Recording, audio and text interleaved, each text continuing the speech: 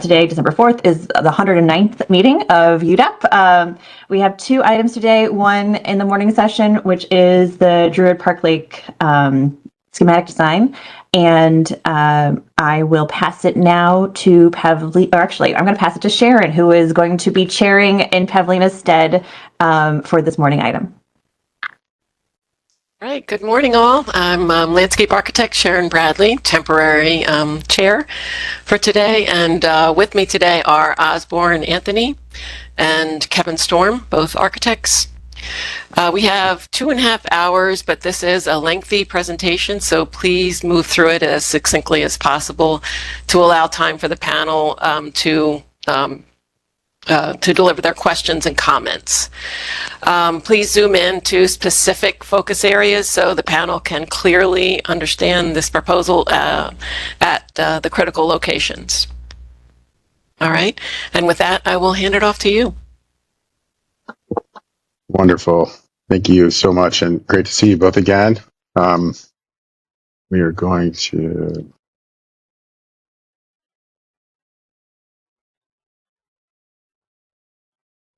All right. Okay. Everyone see my screen? Yes. Bigger here. Okay, great. Well, thank you, and I do apologize about the technical difficulties. Glad to get rolling this morning with you all. We are excited to pick up this conversation that we started back in 2022 when we first shared the vision plan for Druid Lake. I want to just, maybe you guys already did some introductions while I was trying to log on, but give Larissa and Adam from our client team just a chance to introduce themselves, and any opening remarks if you so desire. Sure, thanks, Nick. Good morning, everyone.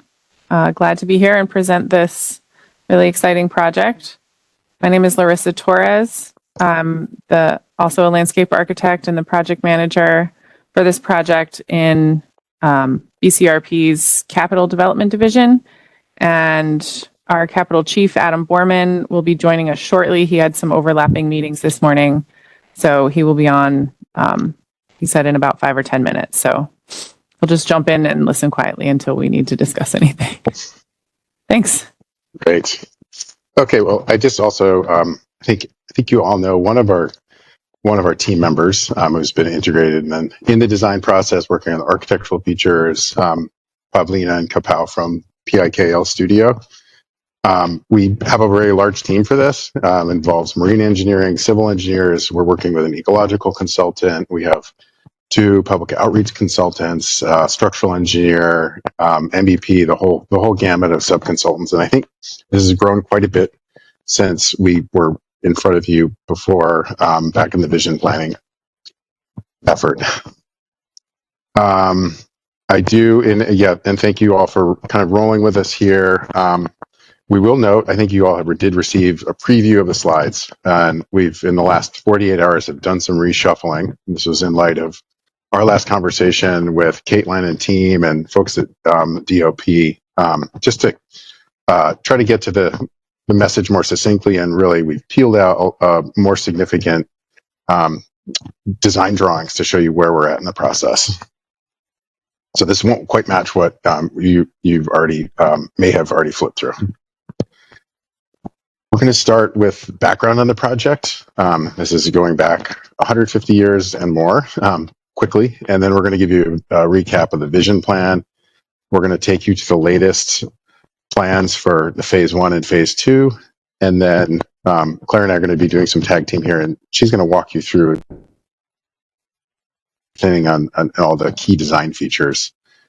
So that's the cove and islands, the stream valley, the shorelines and events lawns, and the Utah gateway.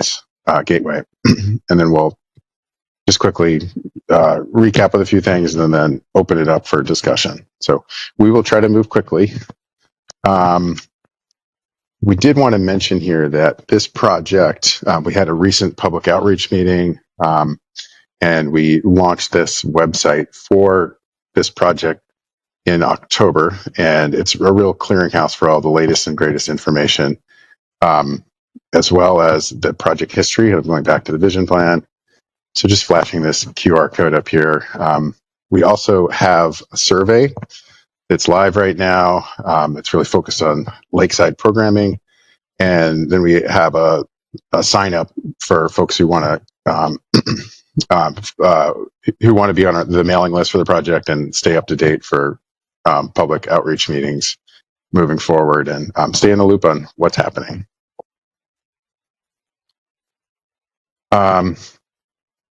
So big picture, thinking about this project opportunity, it's really we're bringing together the legacy of this historic park. We're working with critical drinking water infrastructure, and we're trying to bring together 21st century stewardship, programming, ecological activation to this lake. And 150 years ago, it looked like this. It was really, as we'll share a little bit of background on, it fit within this picturesque landscape, the kind of rolling Piedmont topography. Along 2015, this project really started impacting the site. There's a coffer dam erected in the lake. They built these huge underground reservoirs to meet federal drinking water mandates to protect the drinking water supply. This has been, since 1870, the primary finished drinking water reservoir for the city, and it remains that. As much of a huge impact that this project had by really plopping down these massive tanks in this, what had been a kind of curvilinear shoreline and rolling Piedmont landscape, which we'll talk about design, how we can integrate that more. It also, for the first time, created this new opportunity to for this water, which had been just used for drinking water, to be open for public access, and to be ecologically reconnected to the surrounding parkscape. So that's the opportunity. And this is pretty much what it looks like today. And we'll talk through this. This is actually the result of collaboration between our team and DPW, DCRP and DPW, to create an interim condition that will work with the construction sequencing for the future project. And it will be used in the interim time as a temporary park space. So if you go out there today, there's the loop around the lake has recently reopened, finally, and they're getting close, although very far behind their schedule of completing the landscape and features on top of the tanks and around the tanks. And this is the real vision, which we're going to talk through and get at all the phasing for this, but it's really unlocking this 15 acres of new public space that's reintegrated with the parks, and introduces a whole bunch of new features on the west shore and the north shore, and some new exciting features in the lake on the water programming. So I'm going to just take a step back in our process here. We saw you shortly after we wrapped up the vision plan. Kevin, who's recently joined the panel, was not on UDAAP back then, so we're going to just, and for those folks who are watching online, we wanted to just recap here a bit. I think one of the most exciting aspects of this project is that this is not only one of Baltimore's most beloved parks, but it's also one of the first great parks in the nation. It's the third largest urban park in the U.S., behind Fairmount Park in Philadelphia and Central Park in New York. It was designed by the fourth place finalist for Central Park, a landscape designer named Howard Daniels, and he really worked in this kind of a version of a sort of picturesque sensibility. And there's collaboration with a bunch of architects, which we'll touch on, to create a series of pavilions. And he really leaned into the Piedmont topography, as well as the resources that were left behind, which were really generous groves of trees that were cultivated through the plantations that were on the site. So there's forests interwoven with structures and follies.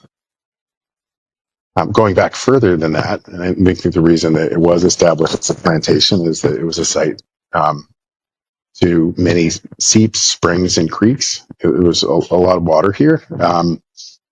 And those are continued sprinkled throughout the park. Drawing on the right really shows all of the historic drainage as well as all these fountains which were articulated in the early plans. So we know that this place would have been was vibrant as a plantation, and going back further to native inhabitants, tens of thousands of years.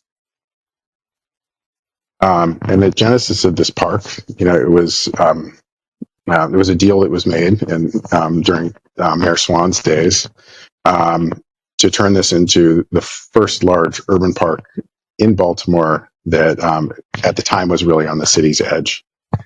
And we always like to look back on this because Thomas Swan didn't always have the best legacy, but he was really here proclaiming that this park was about quality for rights for all and dedicating it to all the people of the great city.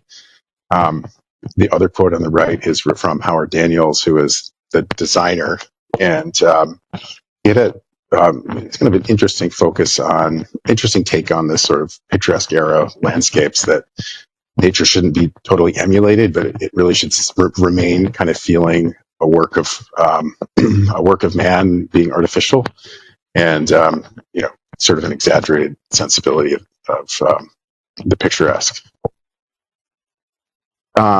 This is a really interesting drawing that was done during the Civil War, before the final lake was built within the park. You can see the park taking shape around it, but you can really see the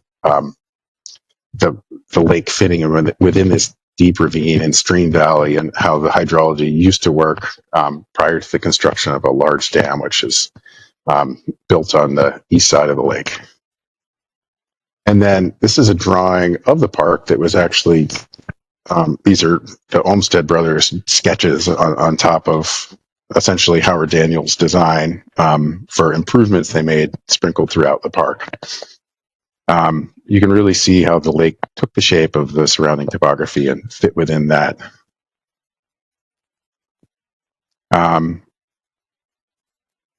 Just a quick nod to the incredible engineering on the east side of the lake that you can still see from the JFX. You can see from across the Jones Falls, this massive puddle core dam that was a feat of engineering. I think it was the largest of its type in the world at the time that it was constructed. And how it really became a recreational amenity. The loop around the lake has been really beloved since 1870 when it came online. It maintained this recreational amenity, really massive events. This was taken at a dedication for the Soldiers and Sailors Monument, which used to be at the foot of the Moorish Tower.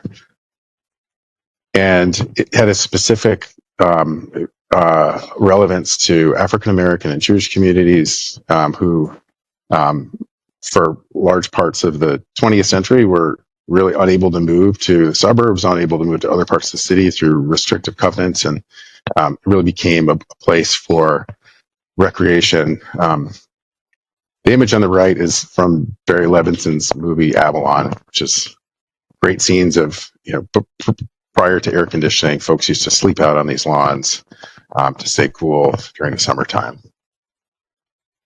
And a lot of that started to break down as the roadways were built really for commuters and created segregation from the park and the neighborhoods. The construction of the Drew Lake Expressway. Prior to it, there were 18 crossing points and a really seamless connection between the neighborhoods and the park. And today there's just 5, and they are very dangerous. Take your life in your hands when you're trying to get across. We'll touch a little bit more on some of an adjacent project on that, which actually is highlighted in this slide. So as mentioned, there's 3 big, we mentioned 2 of the big projects. There's the tank renovation, which is almost complete, shown blue. There's our project in red, which is really reimagining the lake to reintegrate this new resource of water into the parkscape. And then there is another project that DOT has been working on since 2020, 2021. Started as a complete streets project to reimagine Druid Park Lake Drive.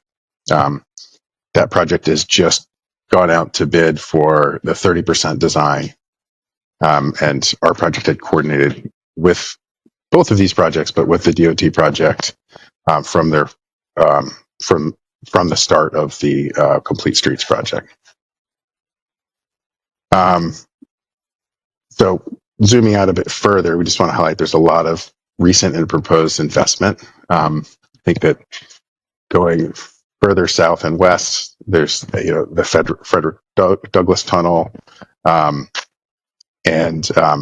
there's a lot of initiatives to make improvements and within and around the surrounding neighborhoods to the south. So this project we see as really potentially transformational, think of gaining momentum for a lot of this other adjacent investment.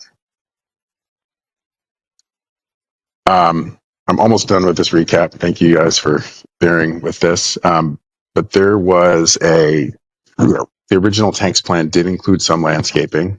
There was effectively a large lawn, some entry plazas, a plaza near the Columbus statue on the north end of the tanks, and a small amphitheater. It included some trees and sort of fulfilled the basic regulatory requirements. It reused some of the historic material on walls and fences. But some of the missed opportunities was there was never a plan for water access or recreation. There were no ecological improvements to the lake. It was essentially going to be fed by the potable drinking water system. And it was intended to be really walled off as the reservoir has been. And as mentioned earlier, it really kind of created this bite out of this most sinuous part of the lake and kind of didn't really fit in with this sort of prior picturesque sensibility. These are some renderings of their plans, just showing these features and kind of how they fit into the west side of the lake. And this is just an aerial view showing the west side of the lake and our full vision for it, the first two phases. We're going to walk you through all of these features in more detail. We just, that's kind of how we built up this vision and how do we get there. This from the outset was a community integrated planning process. We had 3 public meetings. This was in COVID time, so we had 2 of those were virtual, and then we had a hybrid meeting for one of them, and we had a number of working groups who were supporting this planning process, and of countless meetings. And this is shortly before we met with you all in 2022. Since then, we'll show how this fits into the big trajectory of the schedule. BCRP has co-hosted or attended quarterly meetings with the Tanks Project, which has been much more drawn out than anyone anticipated. Some of those were really hosted by BCRP, and others were just kind of participating, supporting. And then we had a project update meeting in late October where we launched this website and survey and to kind of reboot the process of community engagement. Early in the process, I think some of the things that we learned right off the bat, just what people's aspirations were for the park is they really just wanted accessibility, safety, and basic park amenities. And a lot of these highlight issues of access, really just crossing that road being so dangerous, feeling unsafe. And this was before we shared a lot of possibilities about what programs could be. This is a kind of unsolicited input or unprompted input.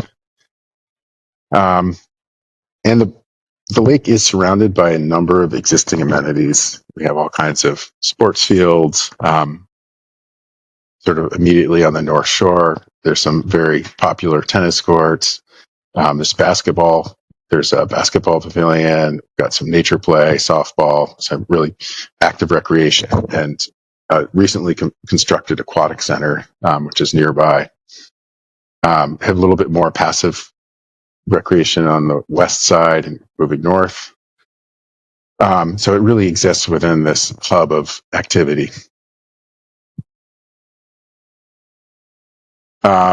We presented a wide range of opportunities, and we were excited by some of the feedback. We shared a broad range of ideas for what could happen. Folks gravitated around having some food and beverage opportunities in the park. That lake swimming and boating were also really high on the interests. They wanted to deliver kind of ecological integration, habitat, nature education, shade, and the first and foremost priority has always been like we just want the loop back. It's one of the most beloved circuits in the city, kind of wrapping around the lake. We do have a link up here for those who are online and want to see more of a detailed summary of that prior community input from going back to the vision plan.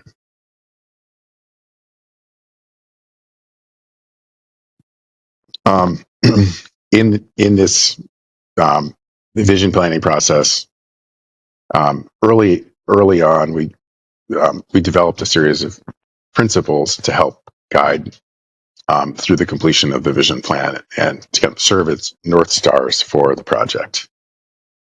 The first one was really to what I started off with is that, really aiming high to the legacy of this space. It's one of the nation's great first public parks. So the vision should be aiming high to meet that aspiration.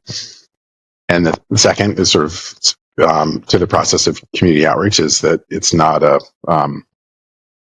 build it and they will come. It's like really proactive welcoming through community programming.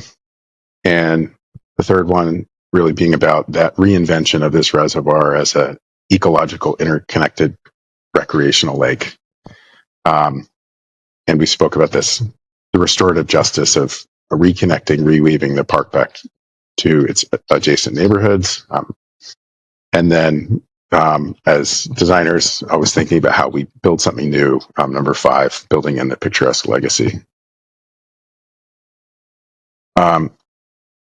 So I'm almost done talking. I'm going to hand it to Claire in a second. But just on this vision plan, we really wanted to. This was the final outcome after sharing a variety of options to the community, hearing input on all different programming, and we're really aspiring here to create the civic infrastructure which brings together health, well-being, programming. And creating a multi-generational place. So what we were trying to do here is to weave together and retain the best aspects of the DPW plan. So that really meant, and some of the features we had to keep from a functional standpoint. So we have our entry plazas on the 2 tanks. We have a lot of limitations around what we can build on top of the tanks. There'd be no trees on the tanks. Our grading ability is limited on the tanks. It's really weaving in and around those. Also on the other end of the lake, as mentioned, this historic dam, we really had to steer clear from an extremely wide footprint on the east side, where the historic Polo Court Dam is. And I think we'll show this in drawings. The bathymetry of the lake has a natural shallow area in the north. And it led to this idea of extending the programs along the North Shore from the kind of current active programs, the tennis courts, the basketball courts, BCRP headquarters, the aquatic center, and creating this kind of necklace of additional programs that are along that same East Drive spine. There's been a little bit of revision to this in the latest plans, which we'll share shortly. But all of the same program elements are essentially where they were back in the vision plan. With the cafe and boathouse really taking advantage of that shallow water and kind of creating a more protected zone to the north. These island features are still in the lake and still in the current design. We've we've gotten it down to just a single island, and then some smaller kind of wetland features on the south. And part of the opportunity was to create a more interesting shoreline, to create a corner of the lake which had more of an intimate character to it. But we're also using existing material in the lake, which we'll get at, which is the coffer dam, which currently separated construction. And then weaving the historic stream valleys to the north of Tank 1, and some other wetland pools and features which really allow that stormwater to move into the lake. So schedule-wise, as we started back in 2021, we had this 10-month vision plan process. We've had a fair amount of downtime in this. Currently, we're waiting for the DPW tanks team to issue their as-built drawings, where now I'm just kicking off our 50% DD process. We went through back in 2023, 2024, a schematic design process. We're basically validating all of the assumptions and bringing in all the marine engineering to test the vision plan. And we've done a number of rounds of costing. We're going to see some numbers from that here. And all this is kind of been working in concert with a lot of permitting and entitlement processes. So working from state, city, and interagency collaboration. So we wanted to just, ahead of just diving into the more detailed overview here, we're going to just recap on some of the comments that we got previously back in 2022. And we tried to break these down into these lenses that are kind of overarching for the project. So in terms of ecology, restoring the full forest character, deciding whether to reveal or conceal the tanks, and coordinating with the dam edge planting on the east side. And in terms of access, I think there was a general, make sure you do a few entrances right. We have, as in the vision plan, also highlighted other features which are still in the overall plan, but we've really focused those in. I'm going to flip to this next slide because I think we tried to pare this down. We're like, okay, these are the comments in green that we've really addressed in this presentation and are addressing in our current scope. And then there are other comments which are being addressed as later or parallel projects. And, we could tag team more discussion on this with BCRP. So in terms of access, really getting it down to a fewer number of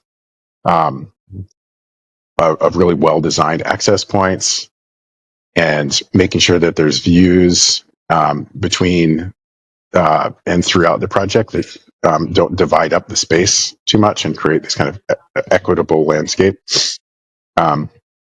And then addressing the barriers. Some of these are also associated with the road adjacent to us. And this last one under access, we 300% agree with that. As a waterfront city, there's few safe places for folks to recreate in the water, to actually get in clean water. So we think this is extremely important and an aim of this project. Under programming, we've walked you through a little bit of the rationale. I think you're going to see it again, but in terms of how the programming fits within the North Shore and is really adapted to the topography of the lands of the lake, the bathymetry of the lake, and connects to adjacent programs and has been informed by community input.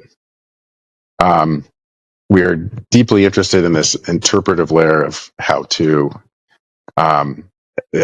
create more education around Native enslaved communities, this really deep history of the park itself. And there's been conversations with the BCRP team about having kind of separate projects that might explore that. And then education partnerships, I'm going to kind of hold on that one. I think that's integrated in the plan in terms of outdoor education and the ways that PCRP imagines using these spaces. There's a couple features, including a future outdoor education structure, which is slated to come in a later phase. So this is a big picture, and I'm just going to, wanted to recap this before we dive in. Just kind of spatially share some of the ways that we've addressed these different comments. As you'll see in the plans, the major access points in terms of off of Madison and Utah have been improved in our phase 1 and phase 2 plans. We have future aspirations for creating a fishing pier at Linden and more safe crossings, which is more part of this DOT project, moving west along Druid Park Lake Drive. And then we're really just kind of weaving into the fabric. We have new designs for new pathways on the western slope that integrate with historic monuments, connect the landscape to the surroundings, and as well as connecting the Jones Fault Trail and other features that really integrate this promenade into the larger landscape. So in terms of programming, I think just like big picture, got water access and all this activation happening here in this kind of the cove area on the north. The whole western edge is more of a passive woodland, and it's home to some of the most majestic oak groves in the park, many of which are mature and declining now. And then we're creating this new stream valley. I think we've highlighted on this ecology slide, which weaves all the way up to the boat lake. The aspiration is to eventually connect it all the way up to the boat lake in the zoo. But it will be the water source for the lake after the first phase is complete. And then, of course, on the water, working with our collaborators at Biohabitats, we're really thinking about all of the living shoreline and habitat islands and wetlands and creating thriving ecosystems on the water that will enrich the lake and create a kind of regenerative ecosystem. So, Claire, I think I'm still talking through this, right? I'm going to. I think I was going to take it from here. Okay, perfect. Yeah. Hi, everybody. Good morning. I'm Claire Aubrey. I'm a partner also at Unknown Studio. I'm going to take us a little bit deeper. We are at 50% DD. So everything that you've seen to date thus far that Nick walked you through is really context for the rest of this presentation. So we're about halfway through design, and we've been designing simultaneously the first and second phase of this project. So I'll walk you through it. Next slide, please. So here, this looks a little different, and I'm going to really start to zero in on exactly what is in phase 1 and phase 2. This is that same aerial view, but now we're just going to talk about what we intend to see built over the next 5 to 10 years in these 2 phases. This is phase 1, and we're going to go on a tour on the ground in design detail of all of this. The thing I want to say about phase 1 is that this is really about park first. We're starting with the work of the earthwork, the infrastructure, the paths, the circulation, getting all of that groundwork built, because we can't come back and do it again later, or it would be very complicated to do that. And then we'll come back in phase 2 with some more amenities. Next slide. So here we are in plan looking at phase 1. This is about a 40-acre limit of disturbance. What you see here in color, we are working both in the water and on the land. We are reworking some of the landscapes over the tanks. We're having to work with existing topography. We are adding in new topography and accessibility, new trees, new ecological corridors. There's actually more than one island. There's one major accessible island to the public, and then there's multiple smaller islands that are for native ecosystems and kayak launches types of programs, and then a ton of circulation that we'll dive into here in a moment. So phase 1, the opinion of cost is currently $37 million. It's not entirely funded, but we'll get to that. It is substantially funded. And then phase 2, on the next slide, we come back and add some of what I would call the dessert. We're eating our vegetables first on this project, getting the soils, the trees, the plantings, the earthwork, the infrastructure, the stormwater management, the grading, the access, the connectivity. And then phase 2, we add in 2 additional bridges and the boathouse. Next slide. And that's actually the more expensive. Just in summary, phase 1 and phase 2 together, these are the things that the project offers: access across Druid Park Lake Drive via Utah Plaza, these major events lawns, which have been conceived from the start in the DPW land and the DPW plan, have been reconfigured slightly in our plan. We'll talk through that. And then a lot of kind of water-based programs on the north and then on this kind of shoreline. I did want to mention, I think it's really interesting from an historical perspective, the importance of access to the water. For a waterfront city, Baltimore, we have actually precious little access to fresh water in terms of recreation, swimming, boating, kayaking, sailing.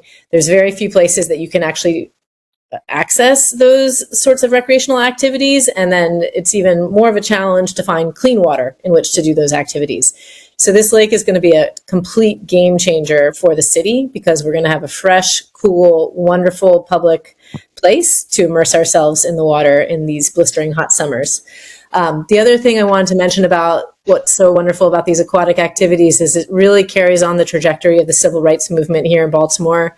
Elijah Cummings was a crusader for civil rights, but his entire kind of career in civil rights started as a 13-year-old protesting to desegregate public pools here in Baltimore. So this has a legacy that goes back to the civil rights movement as well, delivering great public amenities to the public.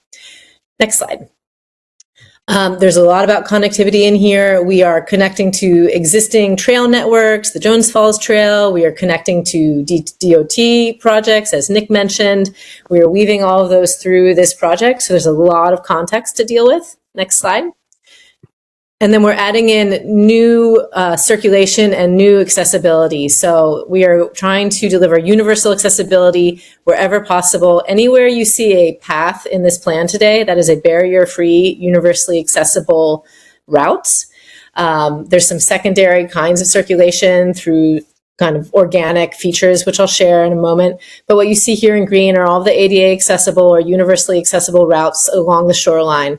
And we've put a lot of emphasis on having multiple kinds of circulation. You see the promenade here in purple, which is typically about 30 feet wide, so a ton of capacity, which circles the lake. We have a secondary system in orange, which goes a little bit further out and then comes back down along the future stream valley. And then in green, you see a tertiary set of circulation, which is a narrower set of paths, also universally accessible, that gets us down to the water because human beings want to be close to the water. So we have all of that baked into the plan. Next slide. Other systems, before I go zone by zone, can't skip over the planting. Sharon, I'm sure we could talk more about this at length.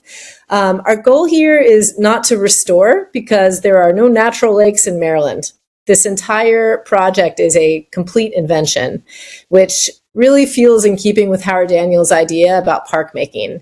This is not a natural place. This is an invented place by human beings. That said, we can do amazing, wonderful work for local ecology and creation of novel ecosystems on this shoreline. So we are working with a predominantly native palette. And at 50% DD, we haven't gotten down to every specimen at this point, but we have started to zone the native plant communities, which will be laid out in different sectors of this plan.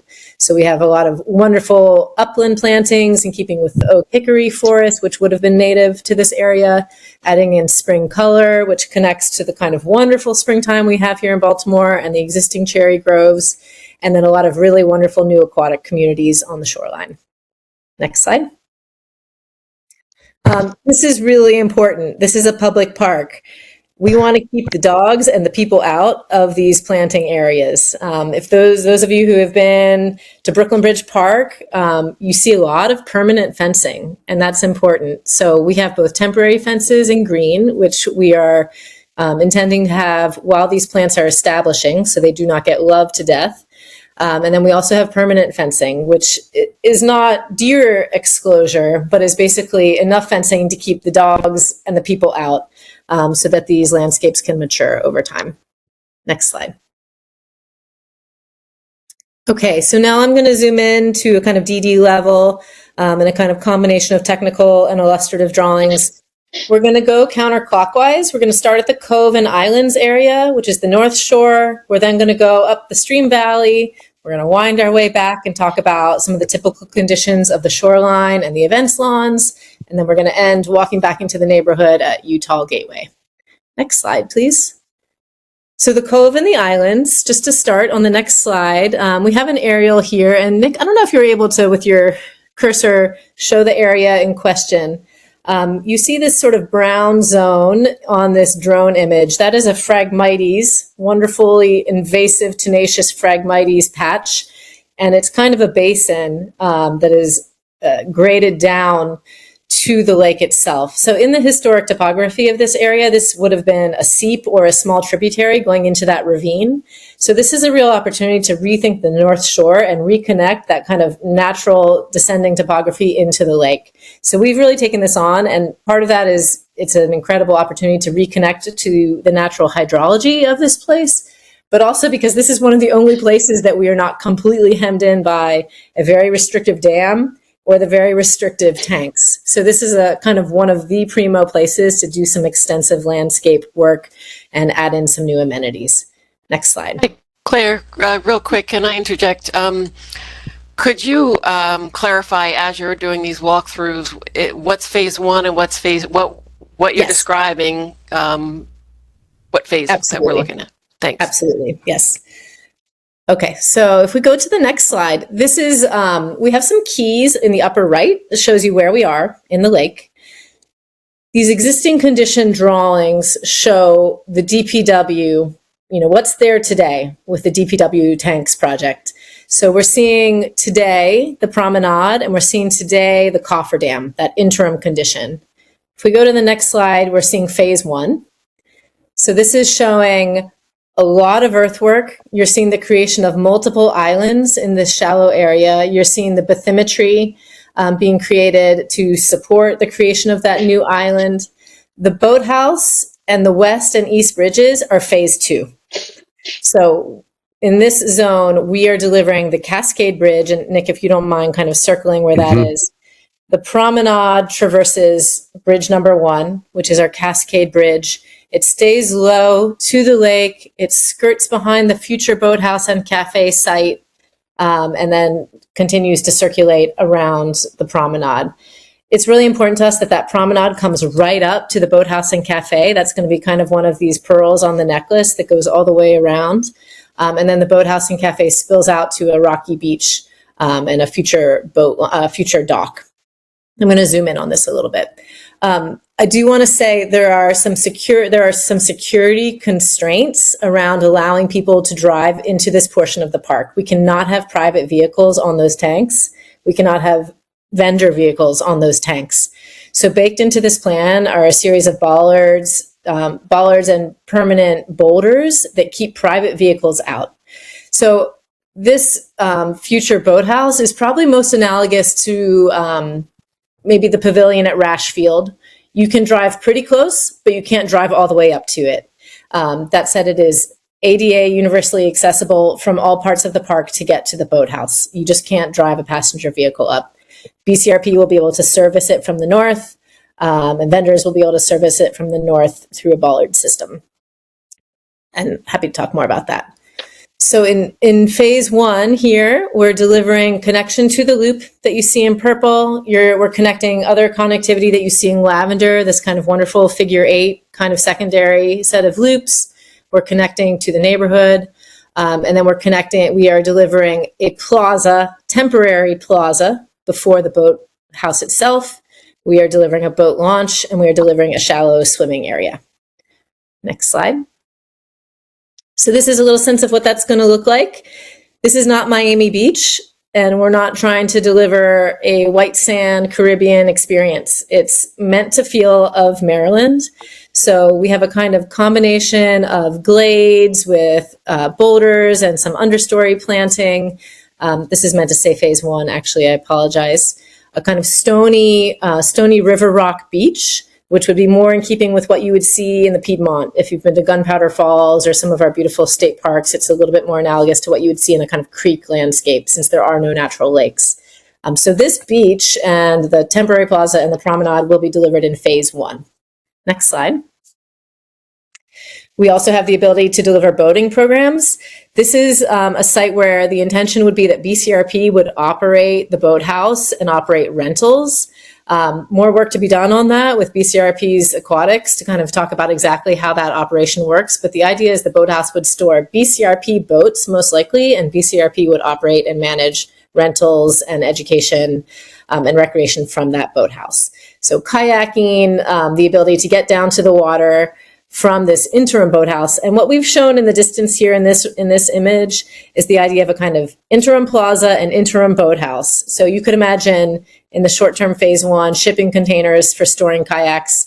This, by the way, is what, you know, the whole New York City park system was before some of that later architecture came on. So we're sort of following a really well understood model of activation and then improvement. Next slide. This is just a little bit about boating routes, and I just wanted to kind of underline that there's one major pedestrian island, but there's all these secondary islands that you can kayak around. So in orange, you're just seeing all the different places that a kayak can come off the boat launch, which maybe Nick, you could point to, is kind of page north. And then these orange routes are all the kind of wonderful maze of kayak routes through these wetland features that you can access from the North Shore. Next slide. This is a bit of a technical drawing, but a really important part of this project is balancing cut and fill. That huge cofferdam, which has served as the erosion and sediment control feature for the DPW tanks project, is free material.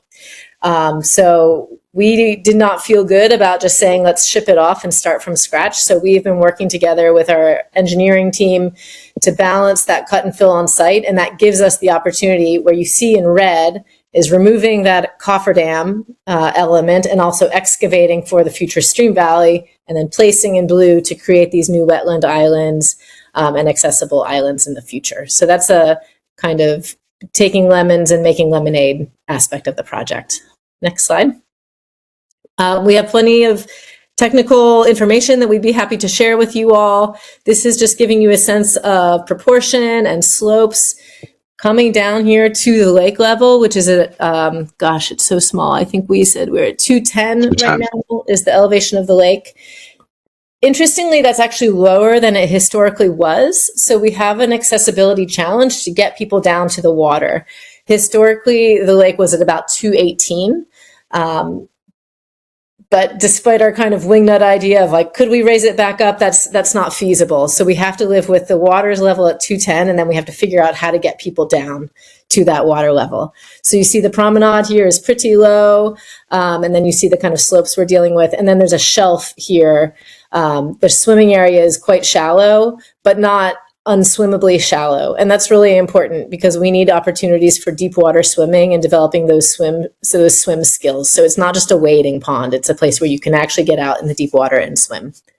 Next slide. Just a little bit about materiality. This is a public park. It needs to be really robust. So we sort of had a saying in the office, if it's good enough for Central Park, it's good enough for us. So we're working with asphalt. We're working with, for the boat launches, CMU block on end, backfilled with gravel. We're going to be working with some native source stone for different features, edging features and kind of organic features that gets us down to the water. And then the pathways are predominantly asphalt.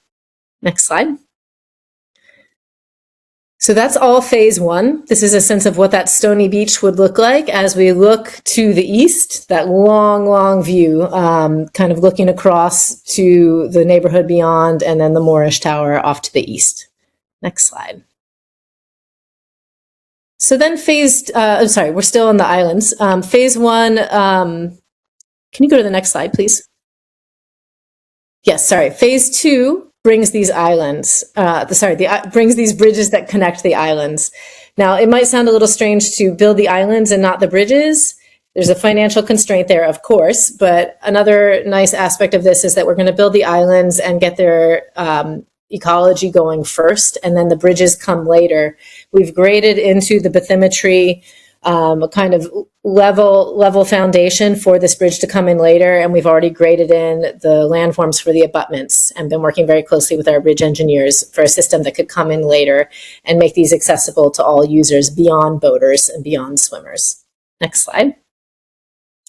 So these are some studies just to show how that works. These bridges bring all modalities of accessibility to the island. You can kind of see the relationship here. South is up in this image. Those two bridges in the kind of brown are phase 2. The fatter bridge, which is in the kind of the right-hand side of the slide, is phase 1. That one is critical to linking the promenade across the stream valley. Next slide. And then the last thing I wanted to say about these future phase 2 bridges, they have this kind of beautiful arcing profile. That's for a number of reasons. One is so that we get clearance of stand-up paddle boarders going underneath them. We didn't want to kind of create a dam across the swimming area. We wanted people to be able to see through and be able to recreate underneath that bridge. And also there's some beautiful monuments on the horizon. So the Moorish Tower in particular, we wanted to make sure this bridge was going up and over and preserving that viewshed. Next slide. All right, Pavlina, may I put you on the spot to speak about our phase 2 boathouse for a couple minutes? Sure. Thank you, Claire. Happy to give a brief overview. The boathouse sits sort of nestled between the beach, which you just saw the beautiful views of, and then, of course, this last view looking towards the Moorish Tower with the arcing bridge is the actual view when standing, or at least close enough when standing at the boathouse. In this view here, you're seeing the kind of schematic version of the boathouse from the water, from the pier, from the boating pier. And the design evolved over the schematic design phase as the shoreline was getting sculpted. It evolved both in terms of placement, but also in terms of programming and ultimately in terms of form. In this specific version, it resulted into 3 volumes that were designed programmatically to respond to the immediate use of the site, and then more formally to respond to some of the cues we've been getting from some of the park structures that I can point to in the next few slides. But before we move on, here labeled are the uses of the 3 volumes. The one on the right is lockers, bathrooms that are serving the beach. Those are envisioned to be seasonal in the colder months. Those can be closed, and there's still restrooms available on the other side in the cafe event space. The cafe event space itself has the flexibility to be used differently in seasonal environments. In the colder months or very hot months, it can be enclosed. You see those large glass doors. In the nicer months of the year, those glass doors pocket away and it becomes one large open pavilion. What you're also seeing in this view is this canopy that covers and organizes the rest of the space. It is solid canopy for the large portion of it, so that it provides protection from the elements, and it is perforated and slotted in some of the areas where you can just provide shade and not necessarily complete cover. The idea is that as the spaces open and close, they can combine into a much larger covered pavilion area, and in this way be able to be flexible. It can be smaller enclosed spaces or larger open and contiguous spaces.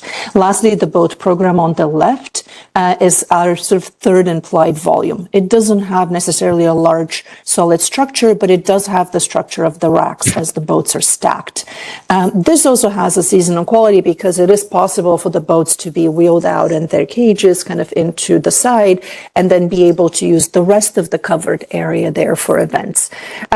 This was sort of a result of starting programmatically from some of the feedback that the team received in the early outreach sessions, then working with the various BCRP programs, both on the boating side and events, and really understanding their needs and what are these places for flexibility where we can, use the building in a number of different ways throughout the various parts of the season and be able, again, to open up and close and exchange programming.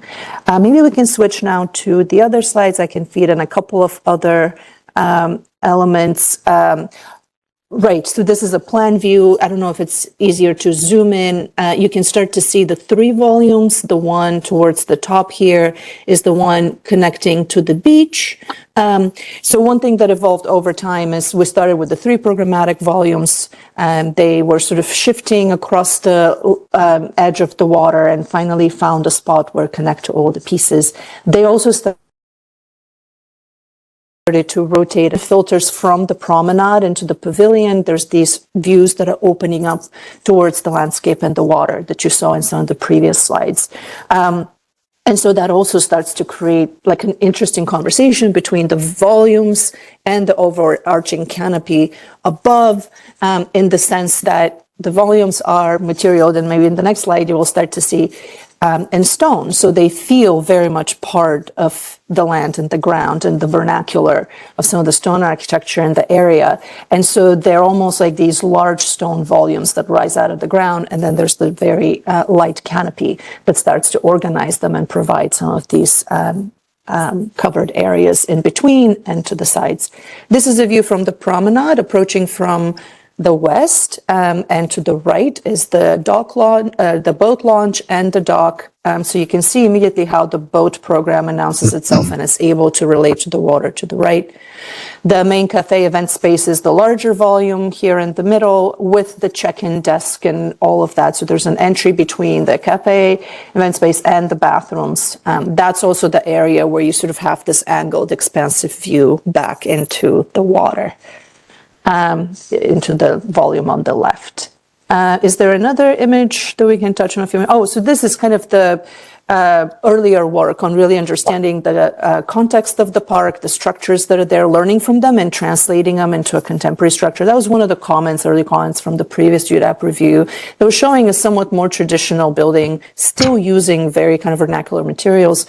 But the prompt was, can you translate that into something more contemporary as a building? So what we studied was some of the pavilions of the park is illustrated here, and we extracted some important features. We noticed that there's almost always this sense of canopy and enclosure, and there's this expressive structure that was holding it. Some are in steel, others are in wood, but almost always there is kind of this very framed view that is provided from these various pavilions. We also liked the idea that there was a recognizable silhouette. So we wanted the new structure that we create to not necessarily be imposing, to actually be complementary of the landscape, but to start to be recognized. So this canopy and the boulders that are kind of piercing through it is something that you'll see and recognize across from the water.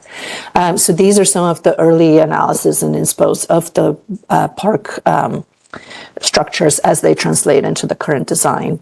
These are some of the contemporary examples we looked at, and now how some of the materiality of stone can translate into very simple one-story volumes, but still be sculptural and interesting and kind of signatory of the place. This isn't a traditional ornate sort of structure. It's very simple and pragmatic.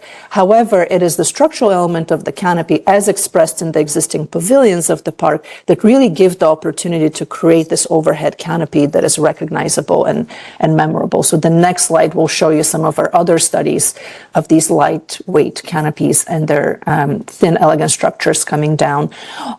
Moving from SD to DD, the design of the canopy evolved a bit. It started with these thinner columns that are a little bit closer spaced.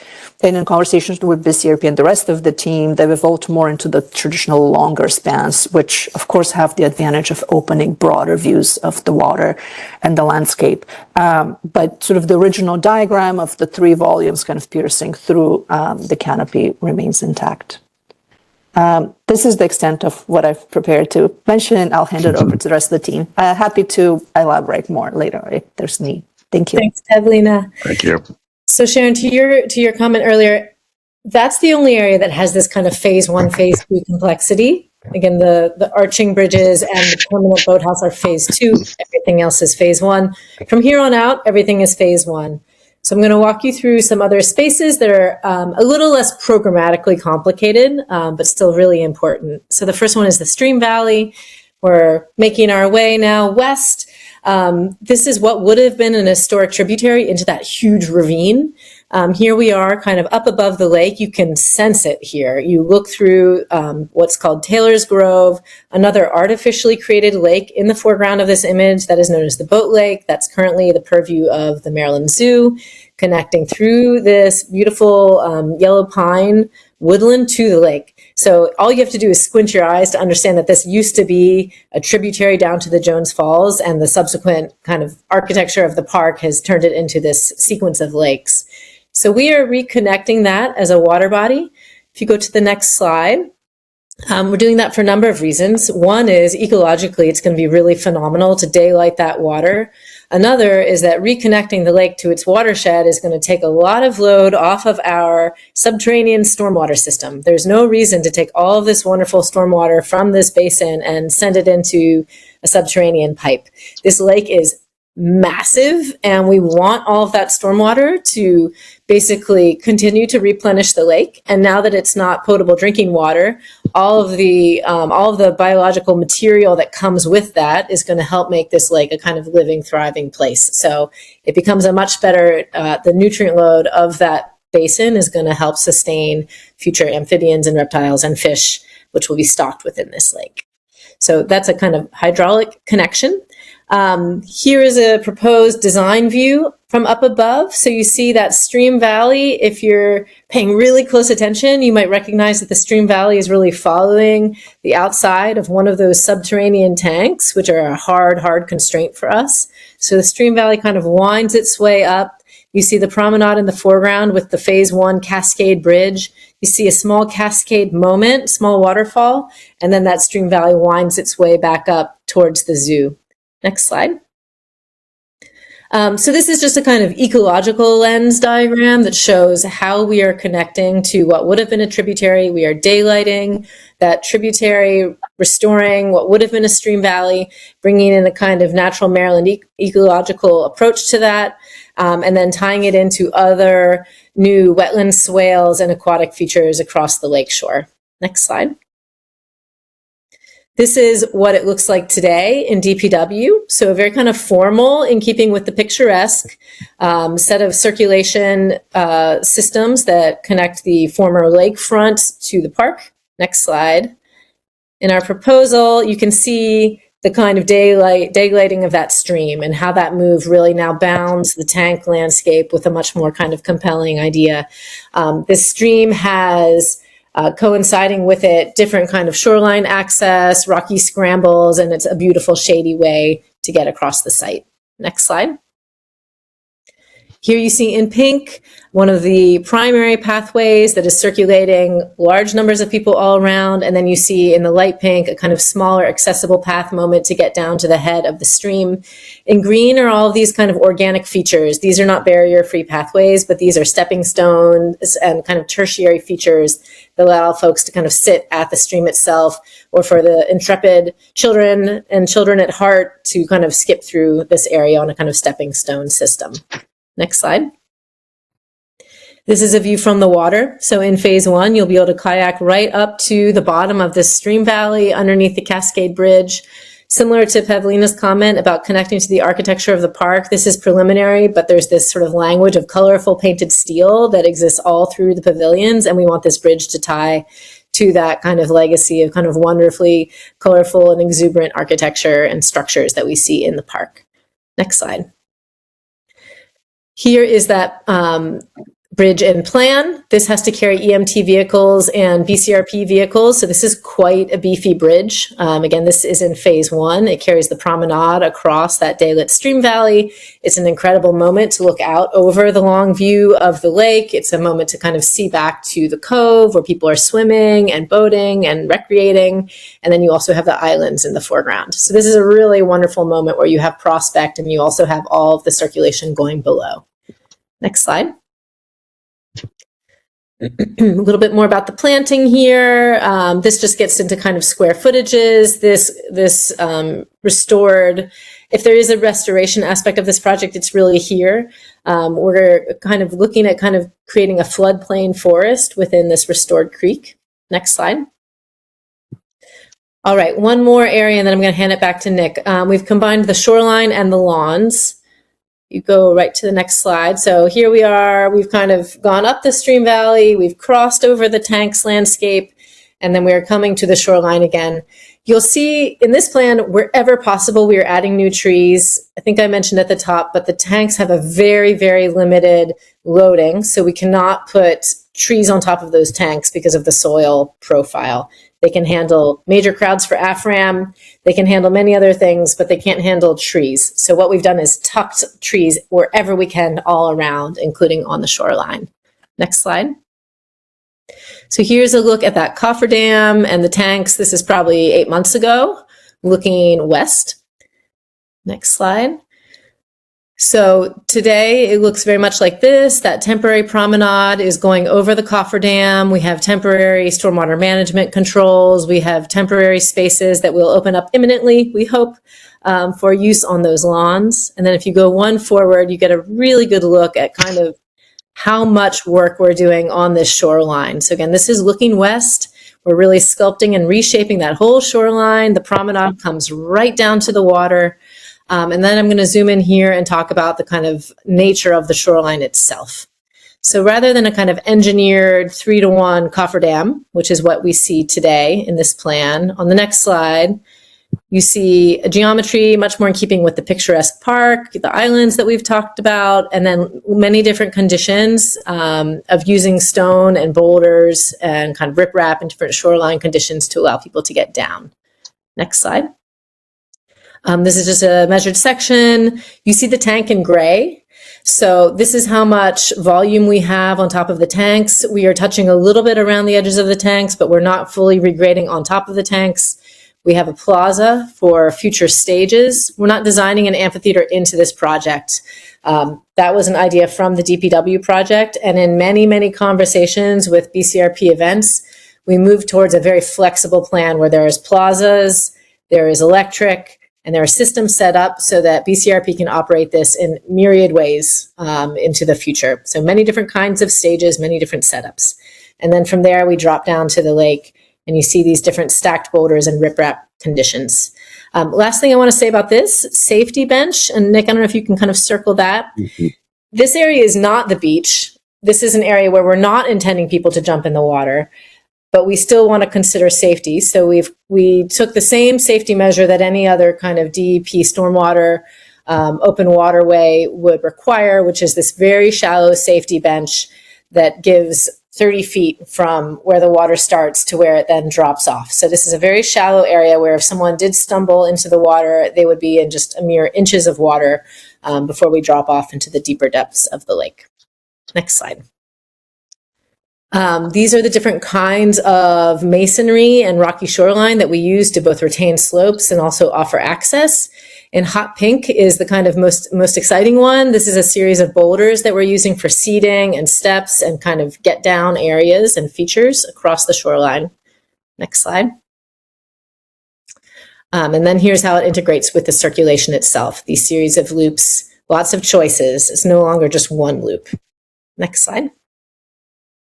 These are the early sketches, which I think kind of give you the flavor really well of all of these different moments across the shoreline. We're going to have cubic stone. We're going to have organic boulders. We're going to have planting pockets. So this is going to feel really natural, and there's going to be a lot of places to sit, a lot of places to perch right next to the path. There's going to be ADA accessible shared seating on the path at these boulder features, and there's also going to be these more stepping stone elements that get down to the water. So there'll be many, many, many different ways to look over the water and to then get down to the water itself.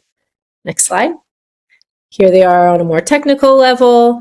We're still refining exactly the source of our stone, but we want to be working with like a native gneiss or a native Maryland granite. Next slide. Here are just some examples of what that looks like. And of course, that's important in that it also ties to the existing language of the park. Next slide.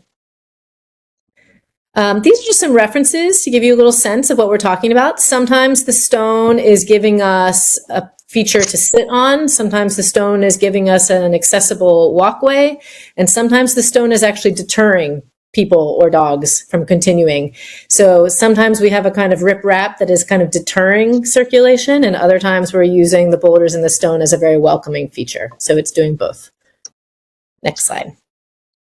On an events front, the one that we know for sure, the best stage in town is going to be at this events plaza. So we've graded and engineered that site that it can host a stage, it can host temporary events. It's going to be the best view in town, the best place for any event you can imagine. Next slide. And here's just a look at what that would look like. We've been working with BCRP of some prototypical stages that they could rent or lease and put on that plaza overlooking the lake. And there's many different ways to configure this. Next slide. you can just blast right through these, Nick. We've looked at every single way that BCRP might set this up, different festivals, different stages, different events, different vendors, AFRAM, food festivals, farmers markets, large event, small event, multi-stage event. And so there's a lot of kind of operations and logistics to make all of this work. And we've really gone through all of them with the client. Lighting is incorporated into the plan.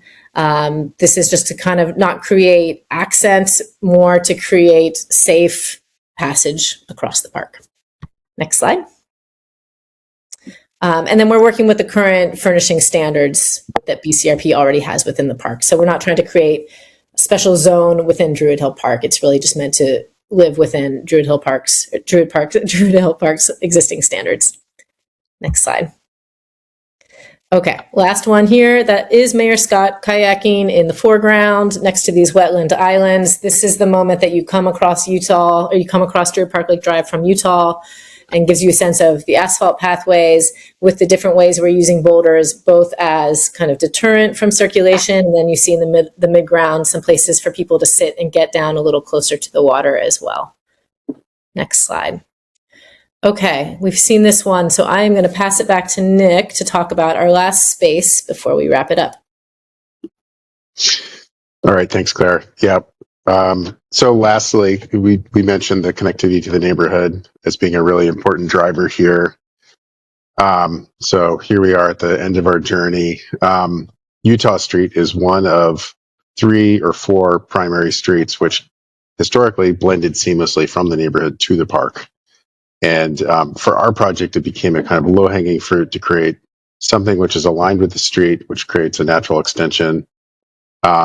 As mentioned, this whole drive is under redesign currently. And we're hopeful it's going to be a much lighter traveled, reduced lanes. It's going to have a substantial road diet and reincorporate more of a park-like character, which will greatly help create a safe crossing or multiple safe crossings. And early on in the planning process, we were working with DOT on kind of establishing like some of the most important key entries, and Utah Street frequently discussed as a way of connecting one of the neighborhood streets with bike lanes immediately to the park. So you can see, and Claire has spoken quite a bit about the sort of the path hierarchy. In this first phase, we're creating some improvements on the western slopes to integrate these plaza moments, which are part of the tank landscape, into the surrounding parkscape, connecting to some of the monuments. And Utah Street is this new plaza at Utah is one of the primary drivers here. This is what it looks like today, where, as mentioned, there's, we've got the promenade built by DPW, some temporary accessible routes from Utah down to the promenade, and, all the existing land features that are coming with the DPW. In our reimagining of this, we're raising the elevation so it gets closer to the neighborhood. So we have kind of a gentle slope on the promenade, and we have a universal and ADA accessible plaza with no steps in it, which gets you from the street out to the promenade, kind of gently sloping downwards.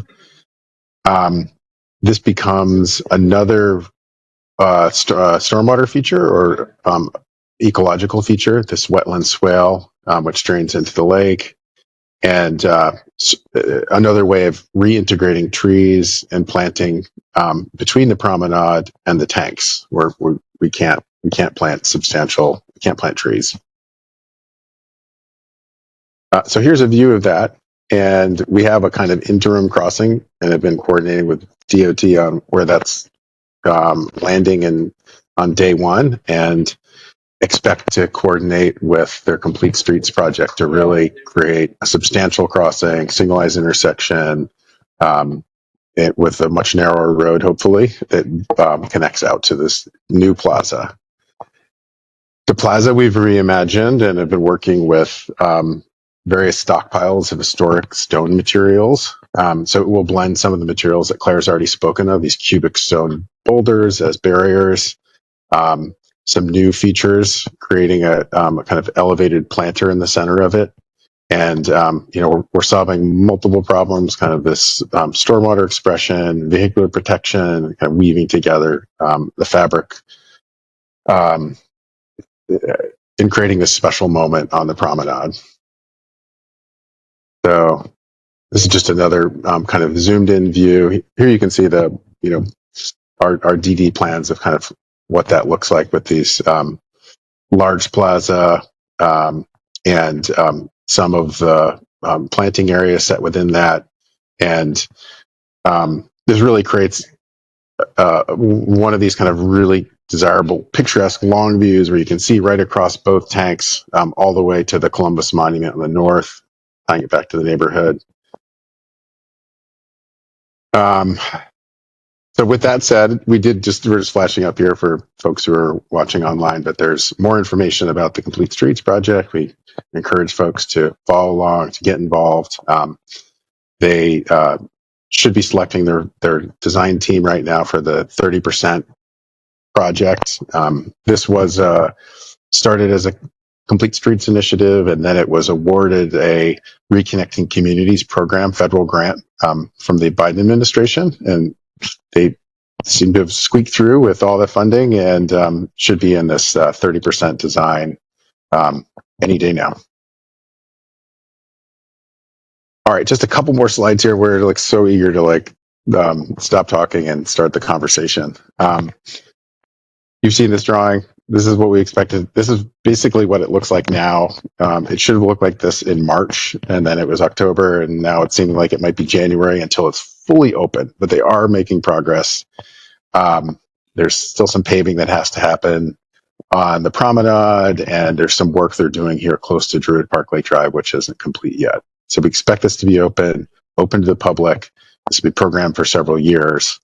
And then the final condition, as we've talked a lot about, with all the new path work, all of the integration of additional planting, ecological features program will be coming in later phases. Just wanted to give a little bit of background here on the funding for this project. This started as a vision with no real capital aside from BCRP's initiative to fund a vision planning process. It has garnered support from the state. There's been a $17 million bond bill that came back to the project in FY23, and there's been some other grants from Maryland Open Space, about $1 million, and then city capital funds have contributed $2.6 million. This is still slightly less than half of what we need for the first phase, but enough to advance these the design effort through 100% DD, and we're targeting this phase one construction late 27 or early 27. And it's anticipated that to realize this full vision, we're going to need additional funding. And Larissa, Adam, Director Moore are working hard on that. We just had an amazing tour with the governor last week out on the site to try to bring some additional state funds to the project. But it's also anticipated there may be some public-private partnership, philanthropic partners that will contribute towards the realization of the first phases. Just to say, we have, this is a very coarse overview of how we imagine the construction sequencing.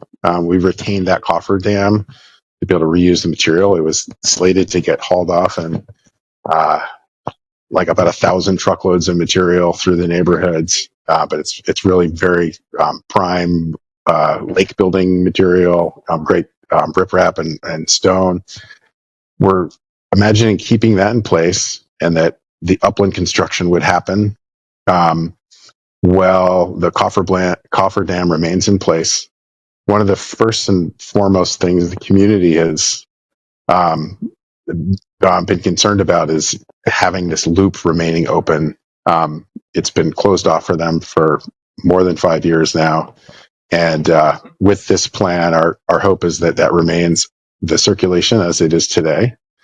And then as the project transitions to the in-water construction, the loop gets configured to go around the full promenade on the perimeter. And this is temporarily cut off, and the lake gets reconfigured, and then full park is realized. Okay. We made it to the end. I can, really love it open up to discussion at this point, and we can review any of the slides for questions. Okay, thank Thank you you. very much. It was very thorough. Appreciate it. A lot to get through, a lot to absorb. When we are referring to specific slides, could you set it up so that the thumbnails are on the left so that we're not zooming through? There we go. The slides, it can be dizzying. That would be great. So I think we'll go around and get questions from the panel first. So Osborne, can we start with your questions? One comment. I don't know, Kevin, is he still here? I know he might have had a scheduling. Oh, apologies. Yes, Kevin. Kevin, are you still here? Sorry, Osborne. It looks like Kevin has had to hop off. Yeah, he's still here, but he may only be able to listen, so that's fine. Just wanted to give him the opportunity. Okay. All right. Osborne. Yeah, I'll ask questions, and then if Kevin jumps back on, just interrupt me and he can take over. A couple of questions, and thanks for the presentation. Very thorough, very expansive, and certainly extremely informative. I'm pretty familiar, actually, with which probably is a sister project of this, Ashburton, just up the roads. And there are many contrasts between the two projects, which I'll kind of address, in my comments. But just a few quick comments. Obviously, the lake is now being repurposed for recreational purposes only, so there's no potable water associated with that. I would imagine the tanks are going to provide that kind of a potable water service. You had mentioned temporary space, temporary in the sense that based on the phasing, is that correct? Yeah, that's correct. We have a couple areas that are considered temporary. So the future cafe boathouse will, in the first phase, be just a plaza moment along the promenade, and then the boathouse would come as the second phase. The island bridges would come as the second phase. So I understand. Go ahead. Well, I just want to clarify. Are you talking about there's also going to be an interim condition, which we've shared a few visions of. It's which is really what's built today, that will be programmed. BCRPs and conversations about actually having AFRAM here next year or the year after. So this is what it's going to look like while the rest of the design's taking place and into some of the early construction, so that we have a temporary activation. So when you say temporary, I mean, is that it's going to be in place for a year? Then it's going to be taken out of commission for 5 years. That's kind of what I'm trying to understand. Yeah, our estimate right now, it's going to be about 3 years. So we would imagine that this would be temporarily activated for about a year and a half. As soon as this is finally wrapped up, as DPW wraps up their work and opens it for public access. Got it. And then the bridges will come at some much later phase. So the question then is, are you considering that phase may be so far out, you have to organize the park and the activities so folks can kind of survive in the park without having to need the bridges? It's kind of where I'm going.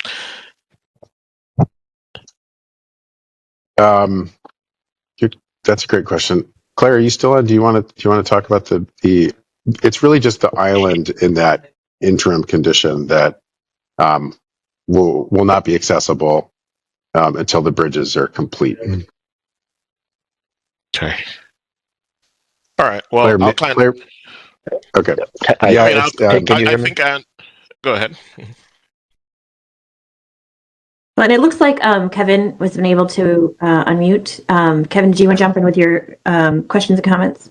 Yeah. Yeah, sorry, I didn't mean to cut off that last round. I just No, go ahead, I Kevin. thought you're roughing it. All right, thanks. I was on for the whole thing. I heard the whole presentation, so I just had some audio issues.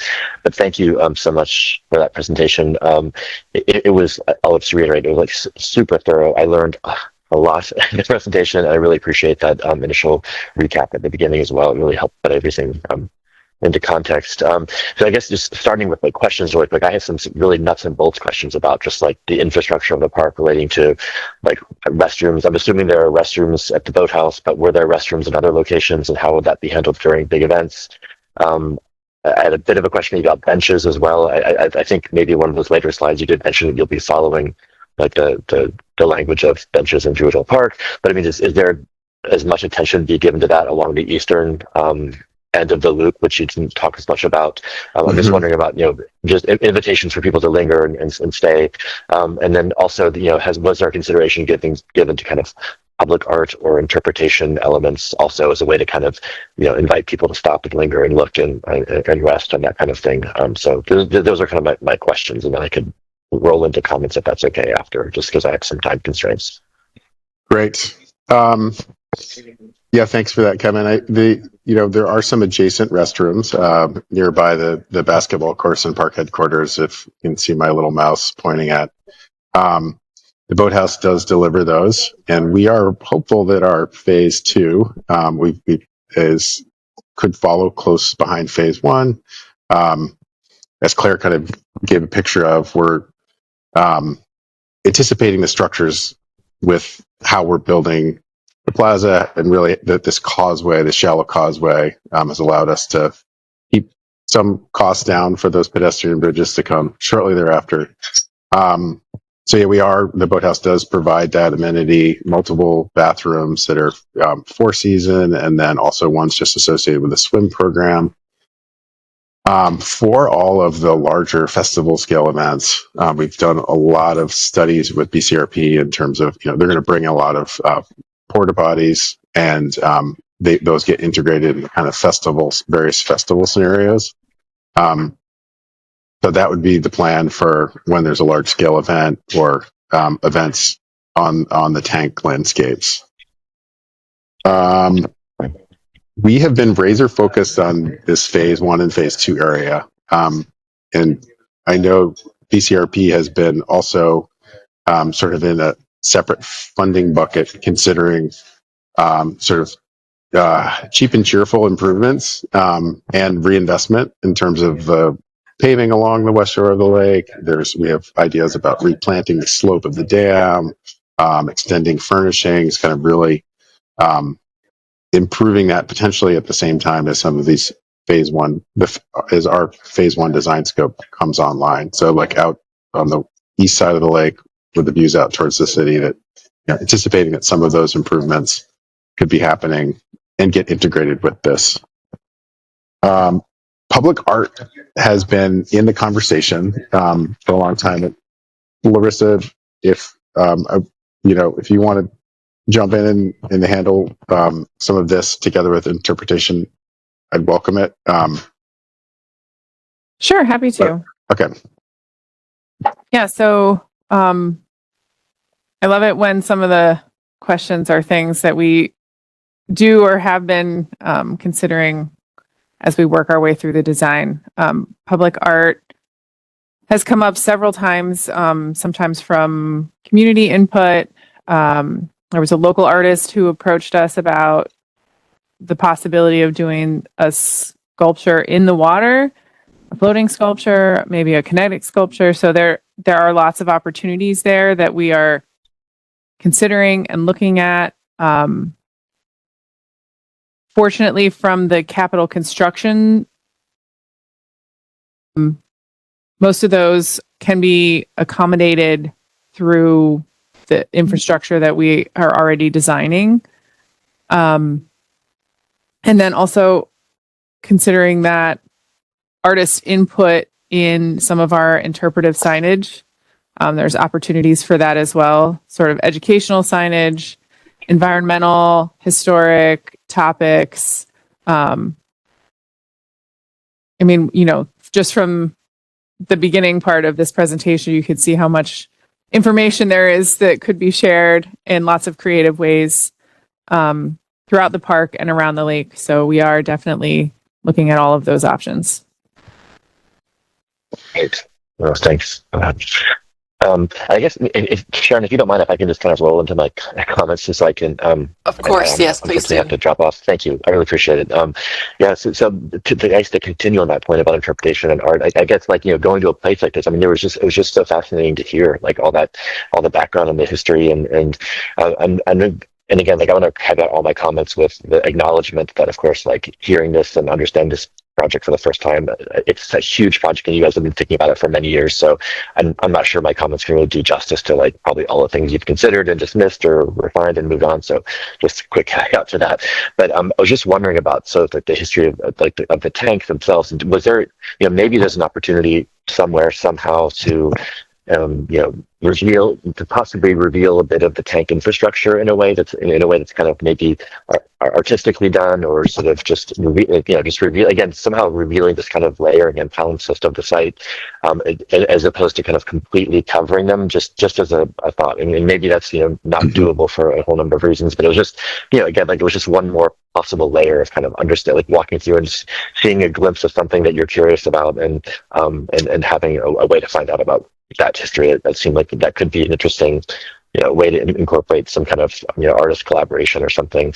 On the tank side, I guess the next comment is probably different. It's about access. It was so important in your initial recap. It's important in your principles, and obviously this project is in the hands of a hugely talented team of designers, and it's just looking beautiful in so many ways. I'm not even going to comment on all the great stuff that we saw, because I don't have the time. But if everyone kind of can't get there easily and safely, as you noted, it's kind of just I remember kind of a tragic just not kind of living up to what this could be. So I think it's great, the Utah Street connection, but it does seem like that just to make that connection onto the plaza, you're going to have to completely redo that kind of Y-shaped on-off ramp kind of connection, that more suburban street connection. So even in the interim, there's a pretty radical redo of that intersection that's going to be needed to make that really function well.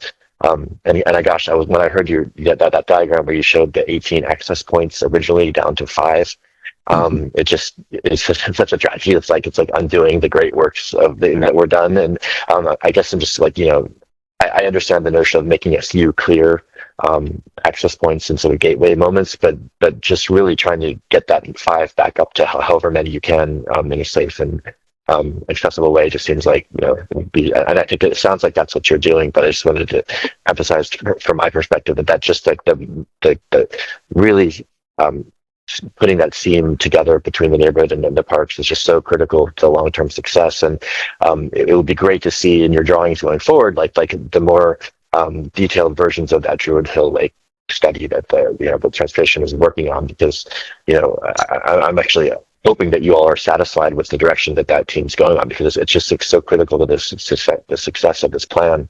And making that make sure you got the road diet, the safe crossing, and that it's that you could connect in all these different places. So I don't know, it's not really a question or just more of a comment, but I know it's on your radar. But it just seems like that really emphasizing that edge and how much better it can and could be. I think the more you show it in the visualizations as the project moves forward, the more you kind of just get it in the ethos and you get a new shared expectation about what that could be and what that could look like in terms of connecting on both sides of the street. And then I guess I'll leave my I think my last comment. Oh no, I think that actually covered most. I just did want to say that this is so exciting. It's such a huge project. It's super ambitious. I love the principles you laid out, and I really actually appreciate the one of the things you mentioned towards the end, this sort of flexibility you're building into the tank spaces, and not sort of succumbing to this. Often, I think we sometimes kind of succumb to this desire to kind of over design and over prescribe what can happen in these spaces. I think the flexibility and not doing a full-fledged amphitheater is a really good choice. Whether that was driven by budget or by desires, I think it still will end up serving the project well. So yeah, kudos to the team. I'm super excited to see where this goes, and I apologize that I have to drop early, but I'll stop there with my comments and Thank you, Kevin. turn it back to you. Right. Thanks. And Osborne, we can continue with your questions, and why don't you roll right into comments as Kevin did. Yeah, sure. Just a few technical questions, really. The first has to do with the tank itself, and I guess to the lake to some extent. I imagine there's some kind of filtration system for both. Are those buried underground, or are those going to be in buildings that will pop up somewhere that just hasn't been talked about today? That's a great question. No, they are fully buried. They're under they're buried under soil and lawn. As mentioned, we can't have any new trees on them or any substantial structures on them. We've got boulders and other features keeping vehicles off of them. So it's somewhere between 3 and 7 feet of soil. It's all that can really be on them. They are ample. Structurally, they have the capacity to carry large crowds, not 400,000 people on a single tank, but enough to host these large scale events. Yeah, so there's going to be no new infrastructure that's popping up. Wonderful. Wonderful. And then the dome shape in terms of the earthworks above the tanks. The tanks' roofs, they're flat, right? And then the question is, when you kind of look at these tanks, they're huge platonic forms. And, it seems as though it's more of an engineering move to dome the earthworks than anything else. But my guess is they don't have to be domed. Am I correct about that? Well, actually, the roof structure is domed. It's designed to shed water off of it. It's probably 4 feet taller in the center, maybe 5 feet taller in the center. So that's the way it's designed. That might be part of its structural integrity too. So that's one of the challenges of trying to blend it back into this like rolling Piedmont landscape, as we do have these big engineered discs which are thrown down here. And we did have some earlier studies that really more radically reshape the topography on top of them using lightweight fill. And it was very expensive, and sort of to keep our budget on track for phase one, we've sort of taken any large regrading off the table. That was one factor, and it was also these are critical drinking water infrastructure. We're working with multiple agencies here, Maryland Department of Environment, and I think that there's some concern on everything is kind of warranted right now, and the tank engineers have we think that going back to remove that and radically change it would be very complicated from an engineering standpoint. Got it. Okay, and one final engineering related question. So I guess on the screen, the portion of the existing lake off to the east, I would imagine. Mm-hmm.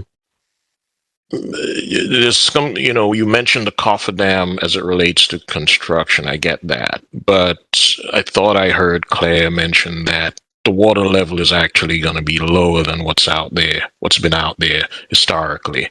So it seems, well, I guess what I'm asking is very quickly, it seems to me that more of that retained structure off to the east would be fully exposed if the water level is lowered. So is the plan there to go in and do some kind of a planting to kind of camouflage that? Because it's not very pretty. Mm-hmm. How are you integrating that, or how are you dealing with that from a visual standpoint? Yeah. And just to clarify, it's not going to be lower than its memorable lake level. If we go back to the 1930s, when this reservoir was connected to Montebello, that's when we dropped. So it's been down for a very long time, down at the 210 level. It had been up to 217, so 7 feet higher, when it was fed directly from Lake Roland or another stormwater supply or another drinking water supply. So it's been down for a very long time. So it won't be any change in the lake level from what folks have experienced in recent generations. Okay. I will just say BCRP has already started the work of removing the Phragmites. It's a multi-year process, and we imagine, as part of, it's not in our scope proper, but there's going to be a lot of replanting and stewarding the new living shoreline ecosystem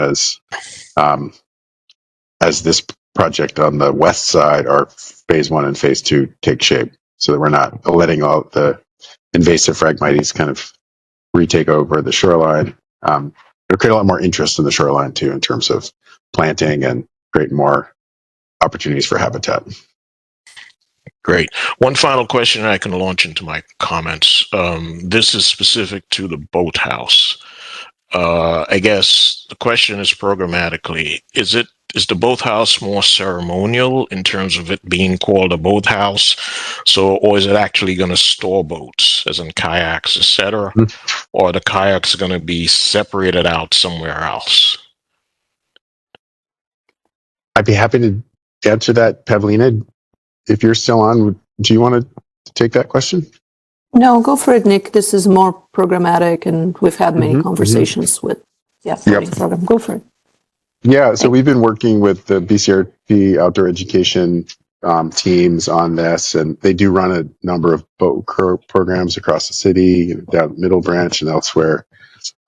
We have imagined that it would be kayaks for sure, likely canoes, and that it would be, the boat access would be limited to boats through BCRP. So it's not,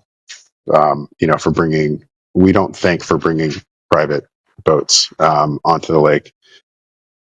No, except for maybe the BCRP, or if the city needs to access it, DPW might bring in a motorized vehicle to do some work on the lake, which could be accessed through the boat launch that's next to this.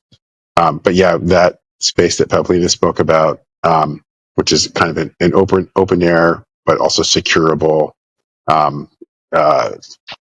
space underneath this canopy.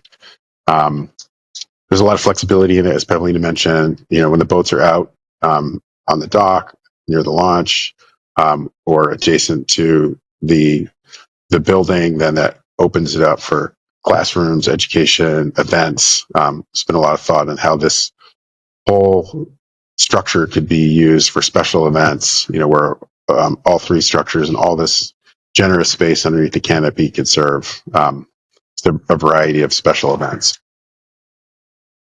Okay, thank you so much. Well, I think, as you heard from Kevin, the project is it's very large. It's a lot of ambitious undertakings occurring here, and I think I welcome that, and I'm pretty sure the community welcomes it to some extent.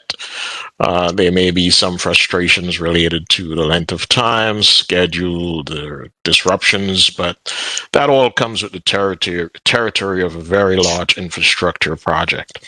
So the areas that I'm concerned about, it's quite a few, and I'll share my thoughts. But first, Kevin touched on it. It's access, where exactly the project is. We all know that it's kind of wedged between very important communities kind of all around, and they all have access and use it very well. So access is critical. And if the primary access is off of Druid Park Lake Drive, then it has to be obvious, not just obvious to pedestrians who are coming from the communities to the south and the east, but also for motorists who are trafficking and trying to get through into the park. I didn't ask the question about parking, but I would imagine there's going to be sufficient and ample parking available.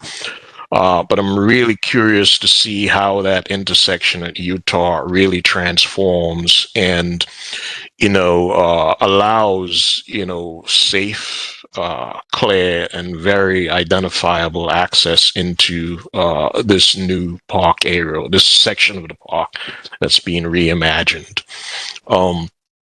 I think your approach in terms of how you're kind of creating this sort of a receptive or area of that plaza, it's an interesting start, but I think it's not a lot of area in there to be able to allow for meaningful access. And I'm wondering if the very sort of rectilinear kind of a shape to that entry is indeed appropriate. Should it be something that's a little bit more discreet? I like the idea of the stones, but I think there's got to be a little bit more in terms of something that's way more identifiable. The stones are pretty much at grade, planar. And I'm not trying to say to you, you ought to do something like a huge gateway, an arch, not that kind of stuff. But I just think it needs a little bit more presence, something with a lot more presence, primarily in part to make it identifiable from the community, from the roadway, the adjacent roadway, but also serve as a contrast to the large open fields that's immediately behind that. I think right now the open fields are still dwarfing that kind of an entrance plaza, and something a little bit more significant needs to occur there to make it certainly more identifiable. Okay. Great. Thank you. The second is in terms of how it's integrated with the community. I thought I heard you say it's signalized, which is great. So obviously there's got to be a lot of traffic common in that area because it's a big park. It's right at the entry to the main event plazas. And based on the scale of those plazas, you can only imagine there will be times when large events will occur, and yes, we can rely on law enforcement to help us and cord that area off, but the access really needs to be intuitive and it needs to be proportional to the largest event that you anticipate occurring there. Those are not the only entry nodes to this area. The ones that have not been really talked about are the ones that are connecting back to the existing park. And if this is a new area of the park, I think it ought to be treated that way, simply because it's more of a contemporary approach. The rest of the park has a very historic and kind of a picturesque nature to it. This area is kind of deviating from that to some extent. So I think the nodes, you just need to go in and identify where those nodes are. And if you need to do something there that kind of announces to users of the park that you're transitioning from a more traditional historic area into something that's a lot more contemporary, I think that would be appropriate as well. So that's something you probably would want to take a look at. In terms of the context, the overall context, it's a big park. You was one of the first slides you led in with. It has a lot of history to it, a lot of memory, features that you certainly want to carry forward, but you don't want to mimic things that are there. You want to interpret it in kind of like contemporary fashion. And I think the approach to the both houses is beginning to do that, but I'll speak about that in a minute. But in terms of the landforms and the very gentle undulating feel that's kind of set up by, as you mentioned, the dome shape of the main tanks, I think that's all great. My challenge with that, though, is the scale of it. It just seems to me that it's really large, and I don't know if there's anything you can do. You certainly can't plant trees or anything on it, but I was wondering, are you able to make it a little bit more intimate and inviting as opposed to just these big, huge expanses of open lawns and fields. Is there some kind of ground cover that can begin to be introduced in discrete areas? Maybe not in the middle of the mound, but certainly, as you to transition kind of along the perimeter in discrete locations, so that if indeed there is an event, it's very clear what that event would be, and, you can manage it a little bit better. Right now, even the rendering just shows, there's a concentration in one corner facing the water, and then everything kind of just peters off after that. We certainly can't anticipate what types of events there may be, but I think the foliage and how you organize the space from a landscaping perspective can begin to inform and really help what type of events will go there and how those events should be organized and managed. I'm sure maybe Sharon may have some thoughts on that as well. I think I started mentioning context, and I did forget to mention that it just seems to me that there is so much history associated with this park. I'm not necessarily seeing a lot of that communicated in terms of how things are being organized. There's a great amount of attention being paid to the ecology. Looking forward, I don't know if this project would ever qualify in terms of a sustainable type project. I don't know. There's a certain carbon footprint that's associated with the big infrastructure that goes on there, but you're attempting to balance that by really bringing forward a lot of the ecological features in very many ways. And I think Claire did mention that much of what here is new, so we have to contend with that, and that's fine. I appreciate that. But I will say as well that you have to look for ways to really not just enhance the ecology side of it in terms of the forestry, the water, the undulating landforms, etc. You want to begin to also think about, as Kevin pointed out, artworks. Artworks are associated and synonymous with the best parks around the world. And here you are, you have a wonderful opportunity to do that, to the extent where maybe what you should be considering is a more formal art program. And not all of it doesn't need to be instituted now at day of opening, but maybe it's a more comprehensive program that begins to identify where the real opportunities for art may be, all the way from being at the water's edge, in the water, on top of their on the lawns in some respects, maybe at the entrances, and just identify those opportunities and build a program around that. And, only time, in some progression of time, the various art pieces or expressions will come to bear. But the point is, don't just treat it as, well, we've been considering it. And I'm not saying that critically, I'm just saying that as an observation. All right. Let's see. Learning features. I think that's important. I love the fact that, early into the project, you baking that in. Because any major project of this scale really needs to tell stories, and tell stories today, tell stories about the potential for the future, but more importantly, also kind of identify and be truthful about what exactly is going on here. You may not be able to expose what's underground, but certainly you want to have features or opportunities, maybe moments at different areas in the park or around the tanks, where some folks can come up, read something, understand what the story and the history of the area is, but also understand the engineering associated to realizing a project of this nature. And then finally, the pavilions. I think the approach is it's appropriate. Let me just put it that way. Again, and I do like the idea of reinterpreting a lot of the traditional park-like structures that you would come to see from a former time or previous time. The idea of this kind of using the columns or the verticals, reinterpreting them in a more modern way, and then contrasting that with a roof structure that's very contemporary, that's very much of its time. Good. I do believe as well. I'm happy these precedents were shared because I was going to make a comment on this, but it seems as though you're already thinking in terms of those directions.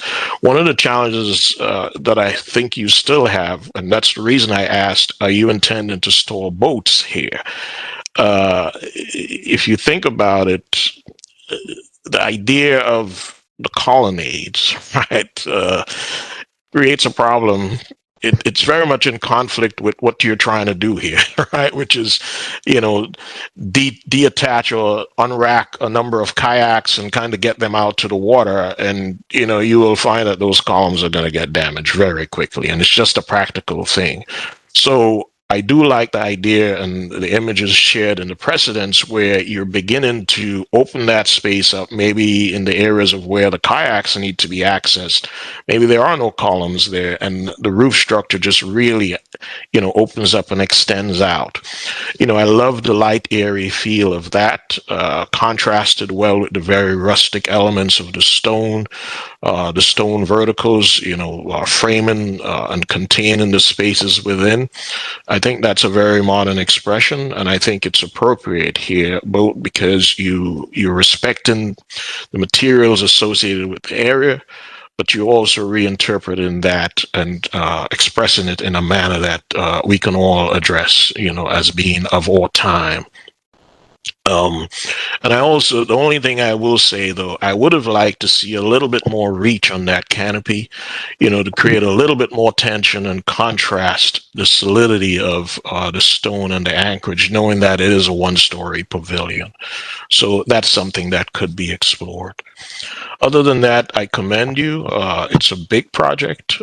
You have a large team. I don't envy you trying to manage this process. But for the most part, I think you're extremely patient. And patience is what you need when you execute projects of this scale with such long schedules. So kudos to you, and we look forward to seeing it again in the future. Thank you. Thank you, Osborne. I'll finish with my questions and comments. So one of the first questions I had, you started with your process for outreach, which was very thorough, and I remember being impressed by it at the time when you presented to us in 2022. But that was back in 2021, and that's almost 5 years ago. So we saw that you have the website and you have the QR codes. Are there any other meetings planned or any other outreach to people who may not have access to computers or who may not be computer literate or particularly literate with QR code type connections? So is there a means for other folks to weigh in? Thanks for the question. Larissa, can I put you on the spot to speak to that? Or would you like me to? Okay, good. I'm happy to. So yes and yes, to answer your question directly, Sharon. We are aware of that we've had sort of a slowdown in recent times. You saw sort of a few little gaps in our progress over that time period between the vision plan and now. Discussion of reasons behind that is, not for this meeting, but we are ramping back up our communication, our public outreach, our public input and engagement across platforms. And actually, some of the feedback that we got from the vision plan was specifically what you said about reaching people with different levels of technology access or comfort. So in fact, we actually have a meeting tomorrow to kick off our planning for the public engagement for going forward, sort of scheduling out what do we need, when is the right time to do these different things, developing surveys, flyers, maybe postcards, door hangers. There are public engagement team has a lot of good ideas about connecting with maybe sister agencies that already do mailings to every address. Is there a way that we can coordinate with them to get an insert? as well as increasing some short-term signage around the lake and the immediate surrounding park amenities, the tennis courts, the pool, a couple of the pavilions, just to catch users that maybe are not residents or users that are from neighborhoods beyond the those immediately surrounding the park. So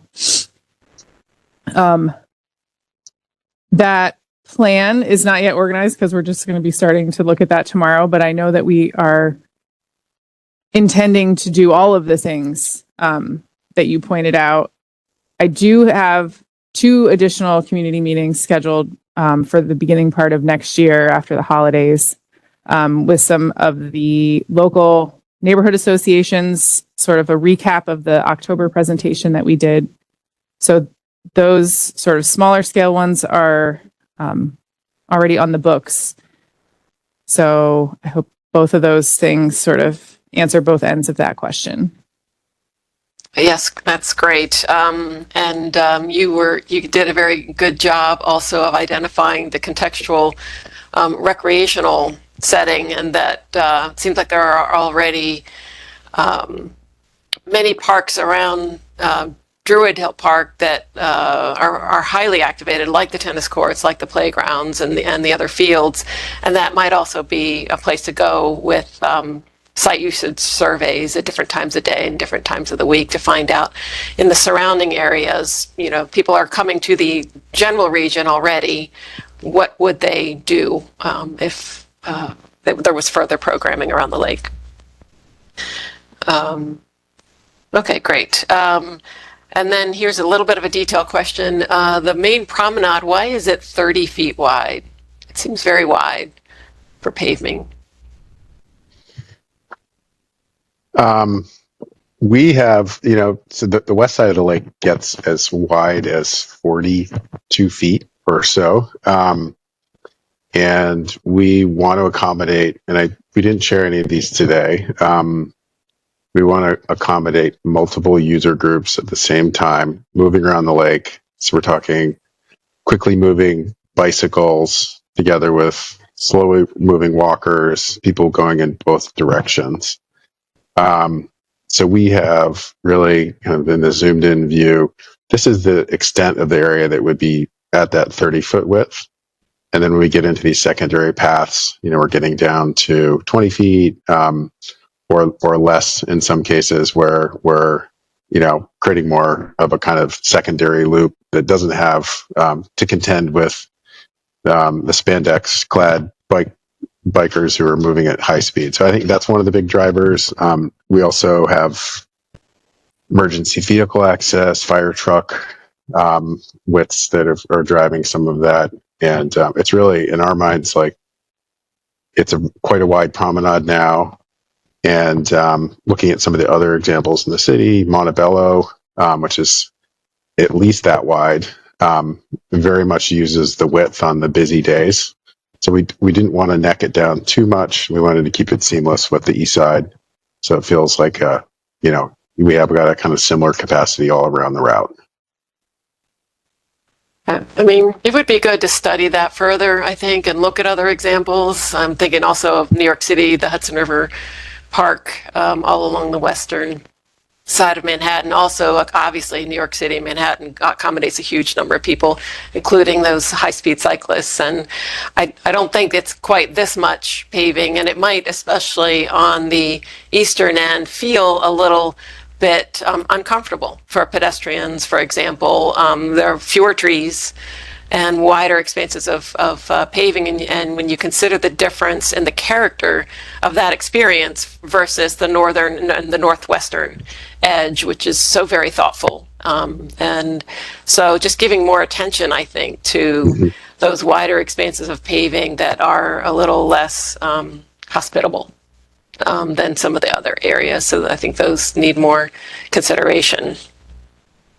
And it does lead me to the next question about forest conservation efforts and tree canopy increase. Osborne alluded to this, especially around the Great Lawns and how to make that feel more integrated into the naturalized setting that, again, you're paying so much attention to with the Stream Valley, for example, and just making sure that attention to tree canopy coverage is really all the way around the lake. We'll be interested as this plan develops in seeing the entire picture and the entire experience and providing for shade. And we understand that it can't be done in certain areas, but to the extent that it can, and then certainly in tree conservation, seeing evidence that that has been maximized all the way around. And then again, alluding to the daylighting and the stream restoration in the Northeast, there's a lot more overland drainage being encouraged, which is great, returning it back to its more natural and earlier development, pre-development state. But I'm assuming with all the engineers on board and all the environmental connected people here that you've thought about flood resilience and what the changes will be in terms of the amount of water that this lake will be receiving now that you're daylighting the pond and encouraging the overland drainage. I guess that's a question. Or is that part of your study? I'm assuming it is. It is. Yeah, we're working with Biohabitats, who's done all of the lake modeling, and I think the long of the short is this lake. The catchment areas that are shown here are adequate to provide for the makeup water for the foreseeable future. It as a backup measure, DPW does have a water connection from the potable system to the lake, in the event of some kind of extreme drought, that could be used to fill up the reservoir or maintain its level. But I think the long of the short is that this catchment area, which is probably 3 times the size of the lake itself, would never have an extreme change to the lake level.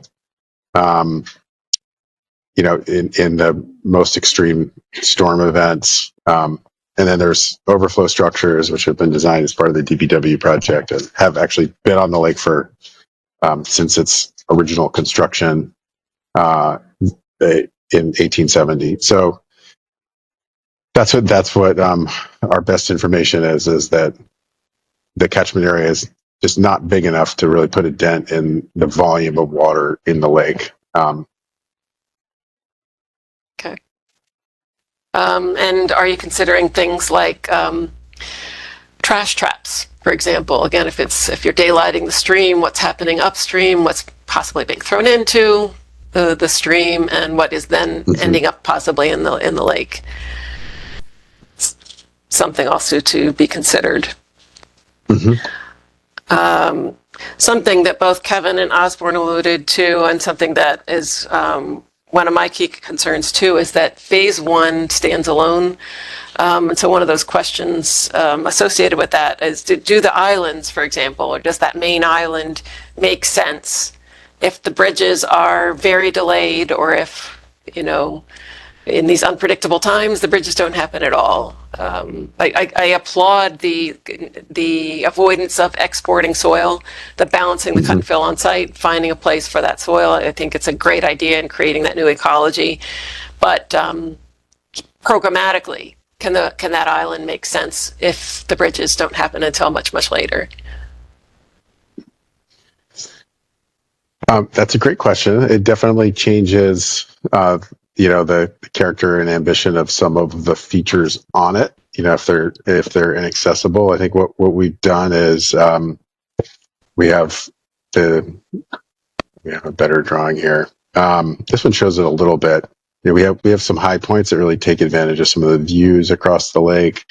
As you can see here with this, the pink magenta hatch on here is where we really have to get down to a much deeper depth quickly. So we've got a rocky shoreline that's on the southern edge of it.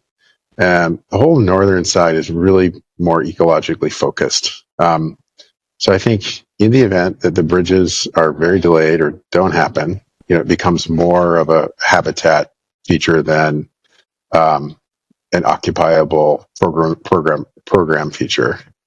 So, and as Claire mentioned, I think our ambition is to get trees there, to get the substantial vegetation planted. There is a launch for maintenance, which would be needed along the entire shoreline in the boathouse plaza. So it's maintainable by boat, as is the rest of the lake. And we just hope that we can get the bridges funded and following shortly thereafter of the phase 1 scope. Thank you. And then considering, again, back to that promenade and some of the other circulation facilities, I'm assuming you're also going to be taking into consideration multimodal aspects, like as you mentioned earlier, things like bike shares, scooters, bike repair stations, all of those things. Are you thinking about those for the park? Absolutely. In terms of, the kind of micromobility element to this. And I think that's one of the factors weighing into the width of the promenade. We kind of know that pressure on the circulation is just going to increase with the faster people go. And scooters, any of these electric micro mobility devices are just getting faster and faster. In terms of actually laying out bike repair stations, we do have bike racks along with the site furnishings that loop around the lake at strategic moments, with benches. And I don't think we presently have like a proper repair station. I think we've talked about moments where that could happen, sort of near Utah Gateway or at the Boathouse Plaza. But that's a great point and question. Okay, thanks.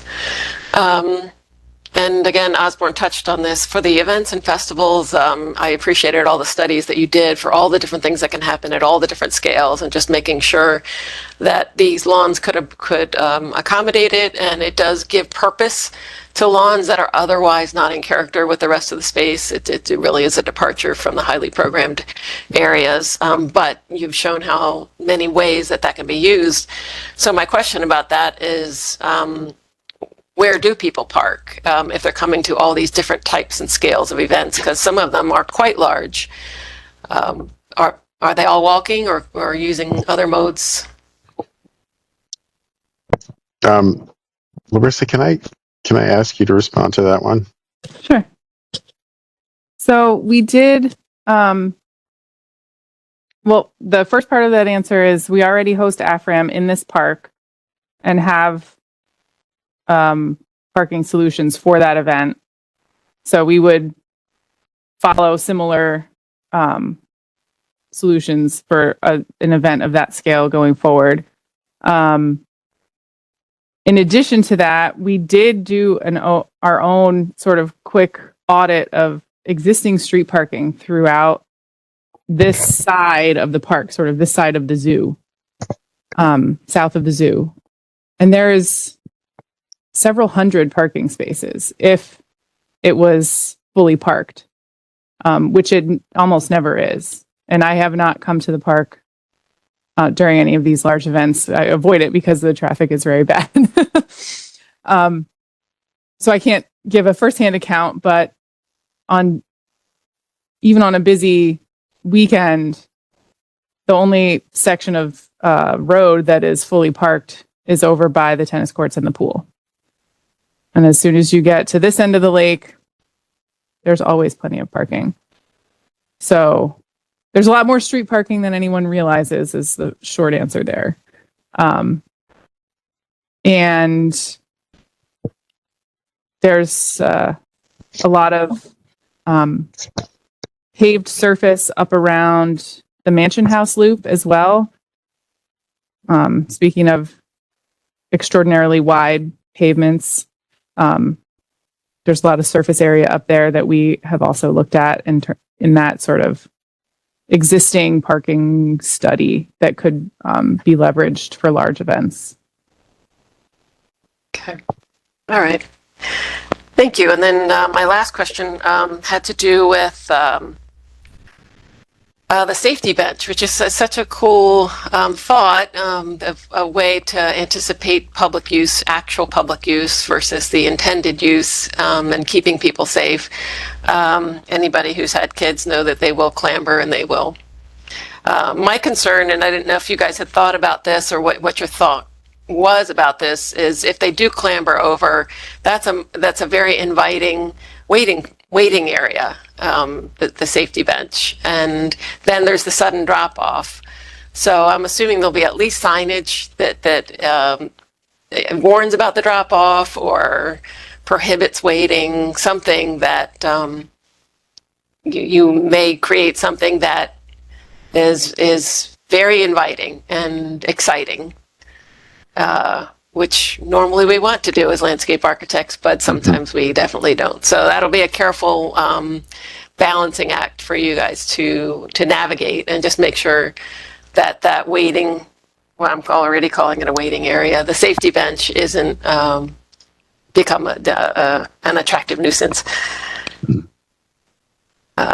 Okay, so those are my questions, and I just wanted to echo the other panelists' comments that this is a very exciting project, and it's wonderful to think about reintegrating this park and sort of giving it back to the public and getting that loop back, which everybody wants to have, restoring the ecological health of the area and introducing new elements and advertising that, as I'm sure you will do, with environmental education, historical information, all of those things, all the things that you've been thinking about, all the things that you were doing and accomplishing here are expressed, so that the visitors can appreciate everything that's been done here, and enjoy it in a passive way, but also enjoy it with active education.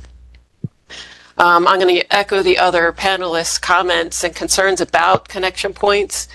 Obviously, the more access points, the better. I'm a little bit concerned about the Utah Plaza because the renderings show a central crosswalk coming on center with the plaza, but it sort of meets that triangle in the middle, which means you're crossing people twice. So it's going to be a tricky navigation to get pedestrians safely across in as few crossing points as possible, and yet still aligning intentionally with your gateway feature there. So that's going to be a puzzle to solve. And then introducing other access points, if at all possible, so that we're encouraging as much use as possible. Circulation, really applaud the various means of circulating through this park, both the larger promenades, but also those little exploration opportunities, the clambering through forested areas and inviting people into the naturalized areas, people of all mobilities, and offering challenge in addition to safety and accessibility. So I think providing for both ends of the spectrum is important, and you're thinking along those lines. The idea of flexible programming is so important, and just want to reiterate that I think it's very important that phase one can stand on its own. So it does sound like that you are focused on those original requests by the public of being able to walk the loop and run and cycle and gather and picnic and do all of those basic park things, and at least get that done in addition to the restoration, the ecological restoration for the health of the park as it functions ecologically. So getting those basic boxes checked first. And then, as Claire mentioned earlier, the dessert can come later. The icing on the cake, the fun, the bridges and so forth, but just making sure the essential components of the park are in place in phase one, just in case phase two takes a while.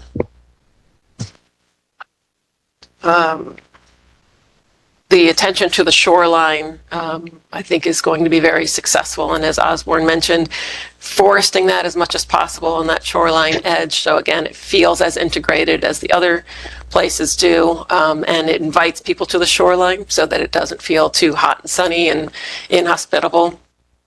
And just the shift away from the engineered character of it as it exists now is so important, and I think you're handling that really sensitively.